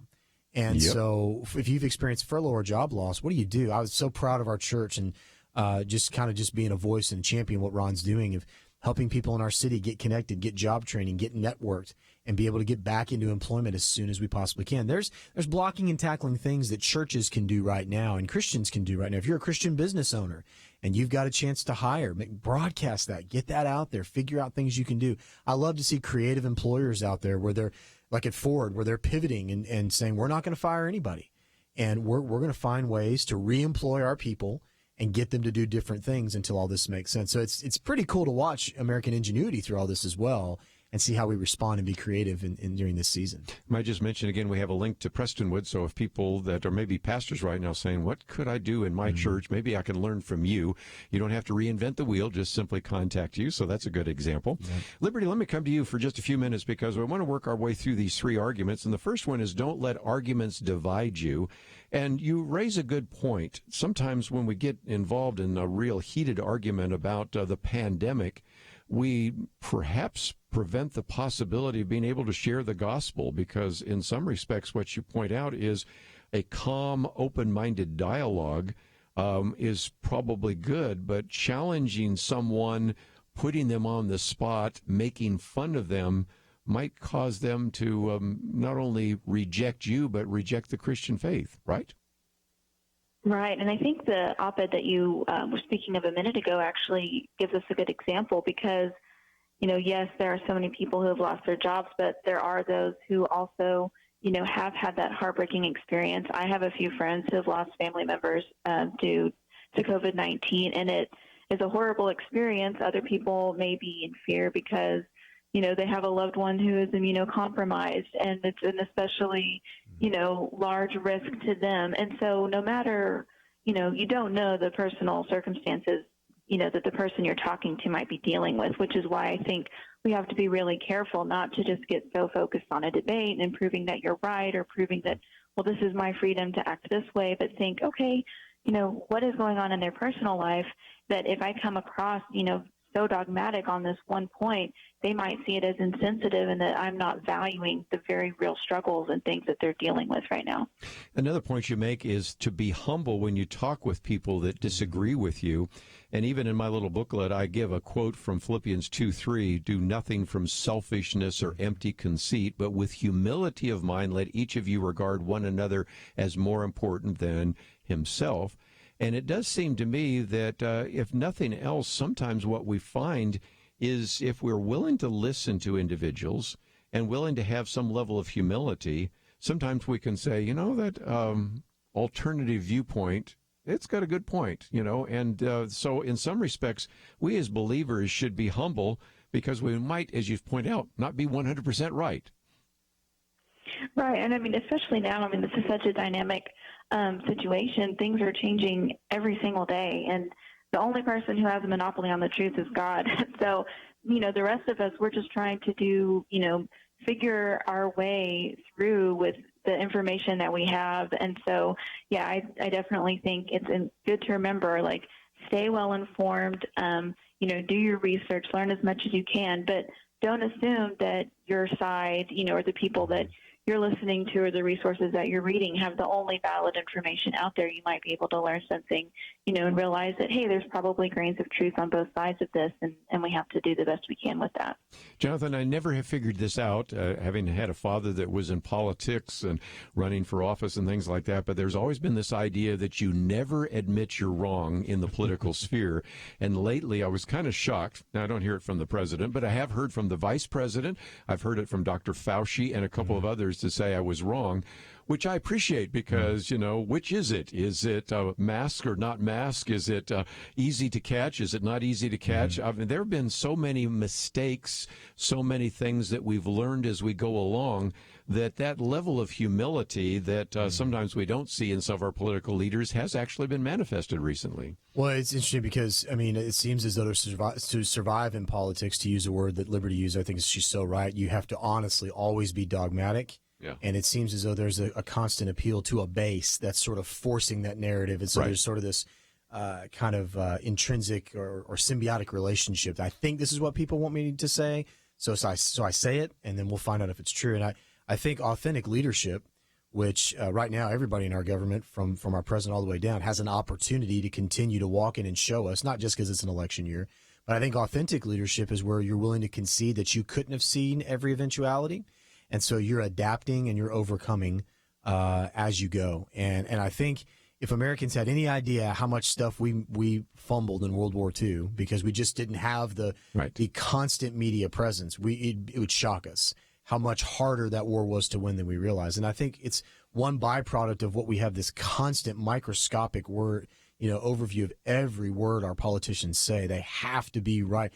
Frankly, about a disease that most of the scientific community can't agree on what it really is and what it really does. I mean, we're learning every day. So I think it's so important as leaders, the leadership lesson here that, one of the ways you can show humility is when, as you learn, you adapt, you're honest, and then you do the next right thing. I mean, it's sort of that. I mean, we watch a lot of Frozen 2 in my house right now but it's true, right? It's anecdotal, but it's so true as leaders. I mean, it's an opportunity to go, hey, you know what? Now we know more, so now we can adjust and do this thing.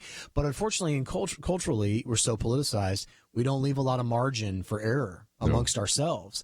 And I think, boy, there's such an opportunity here to show really how much of a failing strategy that is, and that we can really win more of a right to be heard here as leaders if we adapt as we go. One of the things that I taught in the one time that in Wednesday night at Prestonwood, they had me teach on leadership principles was the fact that the real difficulty of leadership is you have to make decisions when you don't have all the facts. Right. And there's always been this desire to collect all the facts.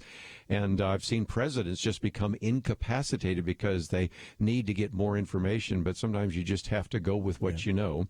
And so that is another part of leadership. And for those of you that are leaders out there, and in one way or another, all of us are leaders in one way or another, sometimes you just have to live with that ambiguity. When we come back, we have a third principle we want to apply, and it's part of this article, Loving Your Neighbor with Different Coronavirus Opinions. And we'll get into that and the whole idea of the golden rule. But if you find yourself saying, I'd like to join the conversation at this point, we certainly put a lot on the table, and I would encourage you to join the conversation. And that number is 1-800-351-1212, 1-800-351-1212. If you find yourself saying, I'd like to read some of these articles by Liberty, we have posted those on the website, pointofview.net. We'll come back with more right after this.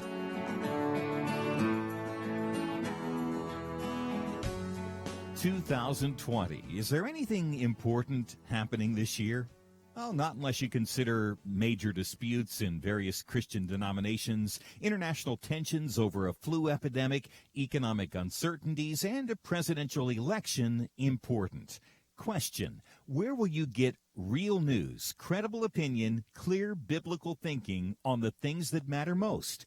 Answer: Point of View Radio with Kerby Anderson and the team. You can make sure their voices continue speaking loud and clear by taking a moment right now and joining the Truth Team. It's easy, but you do have to visit our website or make a quick call. Go to pointofview.net/team or call 800-347-5151. You have the power to make a difference. Joining the Truth Team can help ensure that millions of people will get a different opinion from the major purveyors of fake news. We don't get big advertising dollars like the networks or tax money like PBS. We depend on you. pointofview.net/team and 800-347-5151. Point of View will continue after this.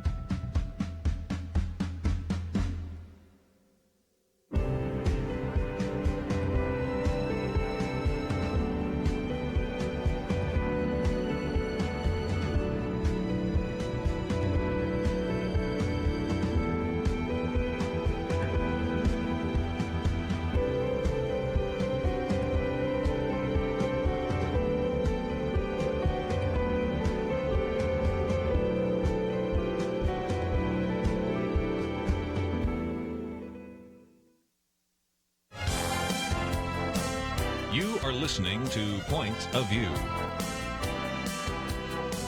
The opinions expressed on Point of View do not necessarily reflect the views of the management or staff of this station. And now, here again is Kerby Anderson. Final half hour, Jonathan Teague with us in studio, Liberty McArtor by phone. And again, we've posted a couple of her articles, but one that we've been working our way through has a couple of principles. One, do not let arguments divide you. Number two, be humble when you talk with those you disagree with. But three, argue with others the way you want them to argue with you. Now, Liberty, that's just pretty much kind of basic golden rule 101. In other words, treat other people as you'd like to be treated. And it just seems to me that sometimes people, instead of working on civility, they work on contempt. And I just gave you an example, I think, from USA Today, when you just completely dismiss people that want to open up these particular businesses as somebody who is upset about not getting their hair cut, which, frankly, I probably need. But that's another whole story. But there are some really important principles here, and one of those is to treat other people as you'd like to be treated, right?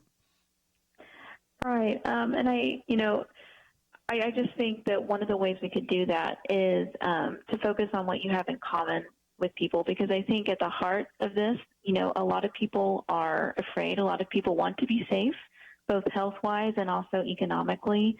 I mentioned earlier, I know people who have relatives who have died from this disease. I have lots of members of my own family who lost their jobs, because of the economic impact. So there's always, I think a lot of our concerns are common. Deep down, we want safety for our family. We want security. We want to do what's best for our loved ones. And so if we gave other people the benefit of the doubt, whether they're saying, no, we need to stay in lockdown longer, it's not safe, or other people saying, no, we need to open the economy up, try to find what you have in common with those people instead of only focusing on the difference. And then you might be able to argue with them in a more compassionate manner.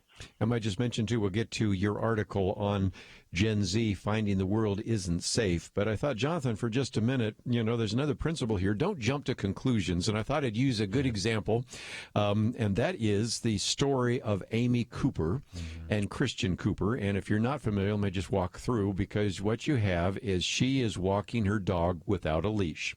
Now, Christian Cooper, no relation, he's African-American, so that, of course, muddies some of the conversation, then does something that concerns her, as she probably overreacts, no doubt that she did, and so you have her videotaping him and him videotaping her. He puts the videotape up, and then you see that now she's calling the police. Right. There's a black man threatening me. Now, that, first of all, I'm not defending her, but it, I think, illustrates the real concern that, as Brandon Morris points out in this article, mob is the lowest depths humans can sink to, because people immediately jump on her, saying that she's racist, saying that she is threatening, all those kinds of things. Her company, Franklin Templeton, fires her. Yeah. And at this point, Christian Cooper, who's a birder, why was he there? African-American, got binoculars, loves to watch birds like I do. And he apparently was upset with her because the dog was without a leash, which apparently happens quite often in Central Park. We're now finding out some rest of the story. That is, at one point, he's trying to get her motivated and says, well, here's a way I can do it, and starts to give a treat to the dog, but implies that maybe there's poison in it, that he's going to poison the dog. Well, we can go down. Everybody in this story is probably a little bit guilty, but the mob has just destroyed her life. She was fired from her job. And maybe the lesson for all of us, especially when we're talking about loving your neighbor with different opinions, is to hold back, because just because you see it on video doesn't mean you have the whole story. Yeah, and it's interesting, shockingly, Instagram is the least reliable news outlet we have. But if you go, if you watch the whole social media thread the day it happened, like, for instance, on Twitter, it took less than 5 minutes for her to be absolutely excoriated online, to the point where people had done online searches, were posting her address, they were posting where she worked. Death threads. Yes. Yeah. Death threats. Now, I think you're right, Kirby. It's a fascinating example of. Here we go in a state. I have dear friends and family that live in New York. Yes. And a place it's just been so contentious. Obviously, the response to Corona was.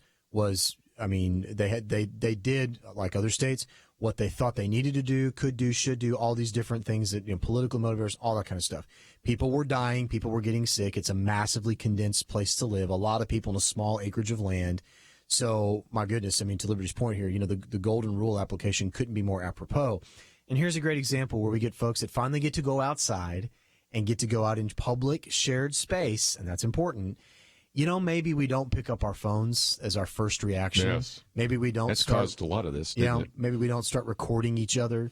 And from a Christian neighborly standpoint, I think when I watched that video several times, and you see the fear and trepidation in both their voices. But yes. But my goodness, for her, and I don't know this lady, I don't know this gentleman, but if you watch the video, for her to immediately identify him as an African-American man, and she says it in a tone of voice as if she assumes some things about him. Yeah. And just the whole conversation falls apart. And I think when you talk about neighboring well and just extending the common civil courtesy that we're all due to one another, I don't know, maybe put your phone away and say, hey, my bad, let me put my dog on the leash. I mean, It's just, we can mitigate a lot just by common courtesy and kindness to one another. Liberty, I thought that was one of the better illustrations of the idea of some way or another trying to at least show the golden rule and maybe not intensifying the confrontation, but trying to find a way to build a bridge rather than a barrier. What would you say?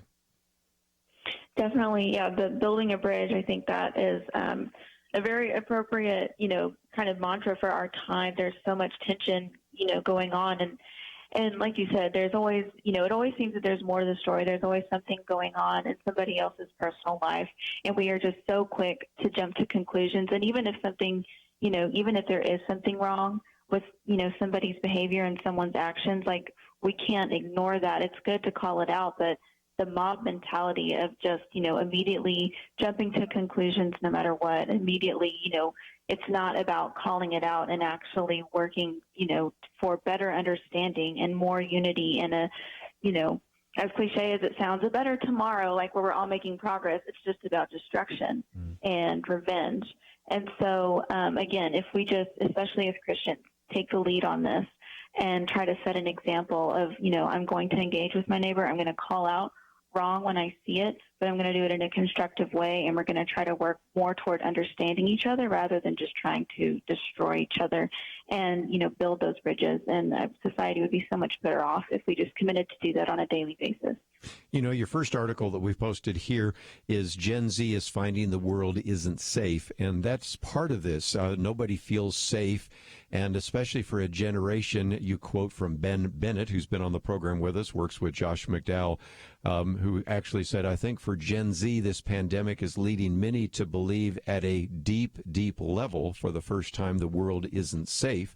And even the interviews we did with Jonathan Teague on the coddling of the American mind, he talks about one of those ideas of safetyism. If you've had a whole generation, Liberty, that have been concerned about safety and they wore bike helmets, hard to believe that none of us growing up, I'm the old guy around the table, didn't have bike helmets when we rode bikes, and baby on board insignias on cars and things like that. And then you go off to college and then you have to have safe spaces because you don't want to encounter a viewpoint that might be threatening to you. All of a sudden now you have a generation now graduating from high school, graduating from college, going out into the world and saying, I don't feel safe from this virus. And so part of this lack of safety is part of the problem for the incivility we see today, isn't it? Yeah, I think that's a great point. And I mean, with youth, there's always, it's common to be naive, and there's always a little bit of a rude awakening when you get out into the real world, but especially for younger generations today that I've read The Coddling of the American Mind. It's great, and they have been coddled, and we have kind of made an idol of safety and, never encountering anything that is a trigger or that might hurt somebody's feelings, and it actually makes us less prepared to deal with the world and to deal with,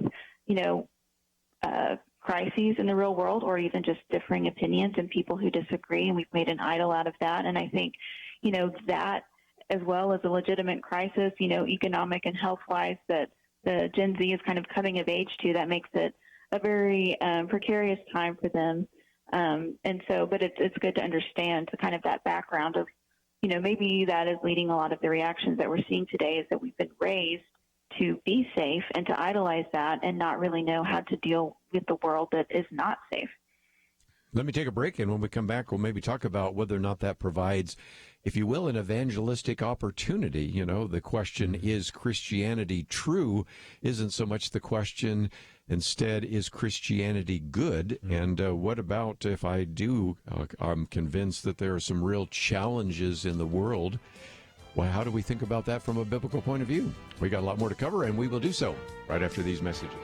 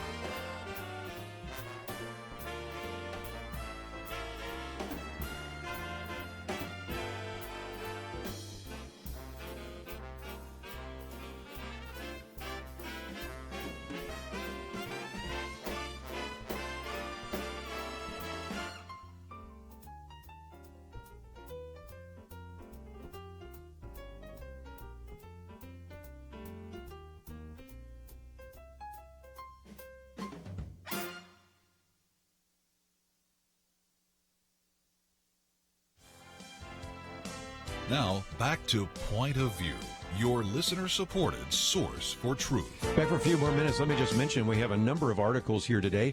First one, which deals with Gen Z is finding the world isn't safe. We also have one that is from The Hill, by the way, The Lost Generation's Uncertain Future. And then the one we were talking about just a few minutes ago with Liberty, also her article on differing opinions about the virus. And then, of course, Jonathan and I in the first hour spent some time talking about atheists and Christians. So those are all great opportunities for you to read some of those articles. As a program note, don't forget tomorrow is our Friday weekend edition. Kelly Shackelford will be with us. We'll be talking about religious liberty, which is my Viewpoints commentary today. I'm quoting from Kelly Shackelford's piece that was in Newsweek. And we will also have Dr. Merrill Matthews. We'll get into some of the aspects of the pandemic. But you've read the piece by Liberty, and one of the things that I see interestingly here is there are many in the so-called Generation Z, those born after 1995, who might, as Gene Twenge suggests, might think the world is not a kind or fair place.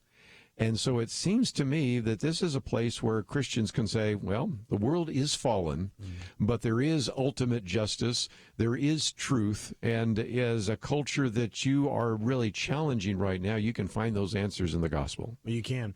Yeah, and I do think there is just an ever-growing window of opportunity for engagement. You're hearing that word used a lot now in the spiritual space in the church world. Pastors and Bible teachers are talking a lot about how can we generate, or maybe even better word is leverage engagement right now. And with the latency of having to sort of sit and wait at home during the quarantine, viewership of online messages and things like that have just skyrocketed. That's certainly been true at our church. Easter Sunday, arguably, we can make this argument, Easter of 2020 was undoubtedly the largest gospel presentation in the history of the world. I believe it. If you consider the compounded preaching of pastors around the world and the amount of online, I was kind of praying we'd break the internet. Maybe we did. And so the number of people that have heard the gospel, and just how fascinating it is right now that in the midst of all of this, the Lord would allow us to intersect now arguably two generations, millennials, and in different ways Gen Z, whose worldviews are really predicated upon a lot of fear, anxiety, doubt, worry, skepticism on institutions, particularly institutions of faith, that entire spectrum of things. How interesting that the Lord would allow this season to unfold the way it has, and for that skepticism and that real lingering fear of does all this really work?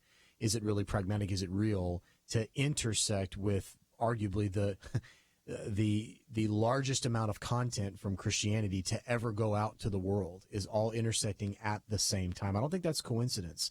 I think there's something providential about that.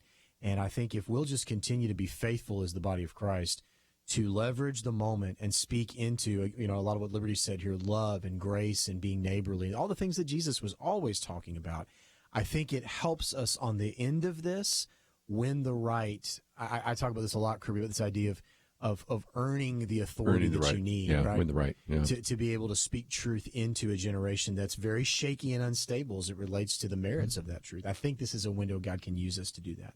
Liberty, let's talk about that, because in here you remind us of the Barna report that just shows the number of atheists in the younger generation, Generation Z. But let me just broaden it. Whether you look at millennials born after 1980 or Gen Z born after 1995, the fastest growing demographic are the so-called nones, none of the above, the atheist, agnostic, or no preference. And so that is certainly the case. But as Jonathan pointed out just a minute ago, they're not going to come into a church, but now we're going out to them through the internet. And so that seems like a real opportunity for the gospel. What are your thoughts?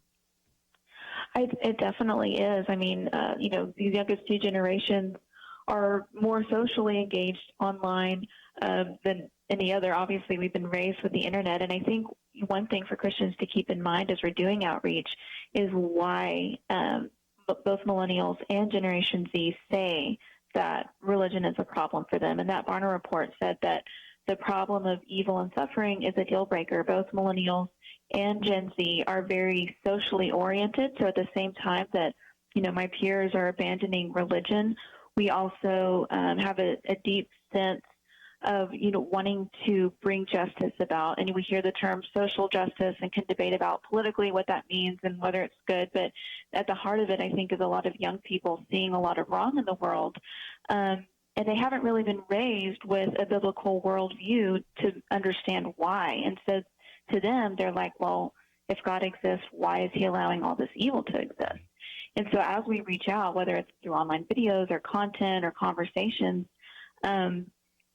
address that. And for generations raised to idolize safety, we can see even more why that would be a problem. And to say, your desire to see justice done is valid, that God actually put that desire in you. You wouldn't be having that desire. You wouldn't be disturbed by evil if there wasn't a God, who had declared good and evil. And we can use that to show them that actually God does have the answers, and Christianity does have the answers to the problem of evil, and that, with Christianity and with Christ's love, we can actually bring good into the world. You know, one of the things, and since we're running out of time, we won't be able to delve into this very much, but one of the things we have noticed is that especially among the millennial generation, because I'm looking at Tom Jess's book, and Tom Rayner's book, and Jess Rayner's book, as well as even Gene Twenge, who's not really looking at it from a Christian point of view, but it isn't so much that the younger generations are hostile to religion. They're just not thinking about it. And this might cause them for the first time to ask some of those questions about meaning and purpose and all sorts of other issues, because after all, it's just not top of the mind kind of the conversation, is it? Well, I like to say, Kerby, that I think millennials in particular, they're not hostile to Jesus, his message to Liberty's point of justice, grace, wholeness, salvation, love, healing. These are attractive ideals, right? I think that young adults in particular, it's not Jesus they struggle with, it's the people that associate with him. And so if as Christians right now, we could redeem the narratives of Jesus with how we live amongst ourselves as neighbors right now, it's just, I was thinking about just future fruit. What is the fruit that will come from how we do this right now? What could the Lord do in our culture? I really believe this. What revival could come just with how we open up our worship services, or greet people when they come back to church, well or said. Talk to people at the grocery store? What could come from that could shift the mindset of people who right now, to Liberty's point, they take a bit of a combative, standoffish view of this is wrong and why is it wrong? Well, there's a larger story there than just what you've perceived. And I just think some real potential could come from this season. I would certainly agree. Liberty, let me mention that we have a link to your website, and it has all of your published articles, your blog. First of all, let me say thank you for such great writing that you do at the Stream. And we have a variety of other authors with the Stream that have been on the program. But if people would like to connect with you, we have your website. So thank you so very much for joining us today here on Point of View. Thanks. It's been a pleasure. And she also has her Twitter feed. We also have your Twitter feed, your website, and your Facebook page. And Jonathan, thank you for hanging out here for 3 full hours with me today. Always love being with you, Kerby. I learn something every time I'm on with you and have a great time. Appreciate it. Might just mention that if you did not have a chance to hear the conversation we have the first hour, it's not usually broadcast on the national program, but it is available on our website. We spent almost an entire hour talking about how all these atheists, interestingly enough, are saying, you know, if we jettison Christianity, it's not going to be a very good world in the 21st century. So when the atheists are saying that, pay attention to it. And if you'd like to hear that, or at least read the article, it's the third article we've posted on the website. So all of it available on our website, pointofview.net.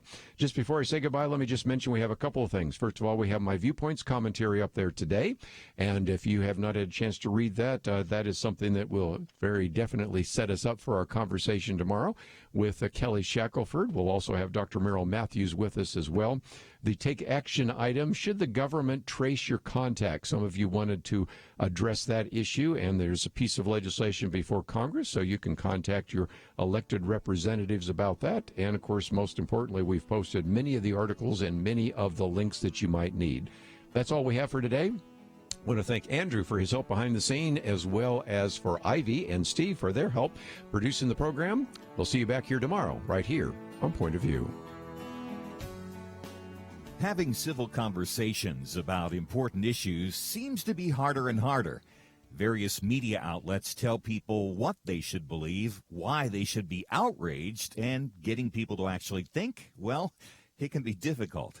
Whether it's the gospel, tax issues, social policy, or just about anything else, you need to have solid information and clear thinking to address the hard issues. You need God's truth applied.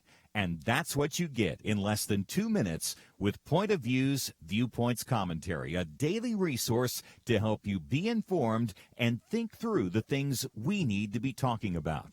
It is free and will arrive in your inbox each day when you visit pointofview.net/signup.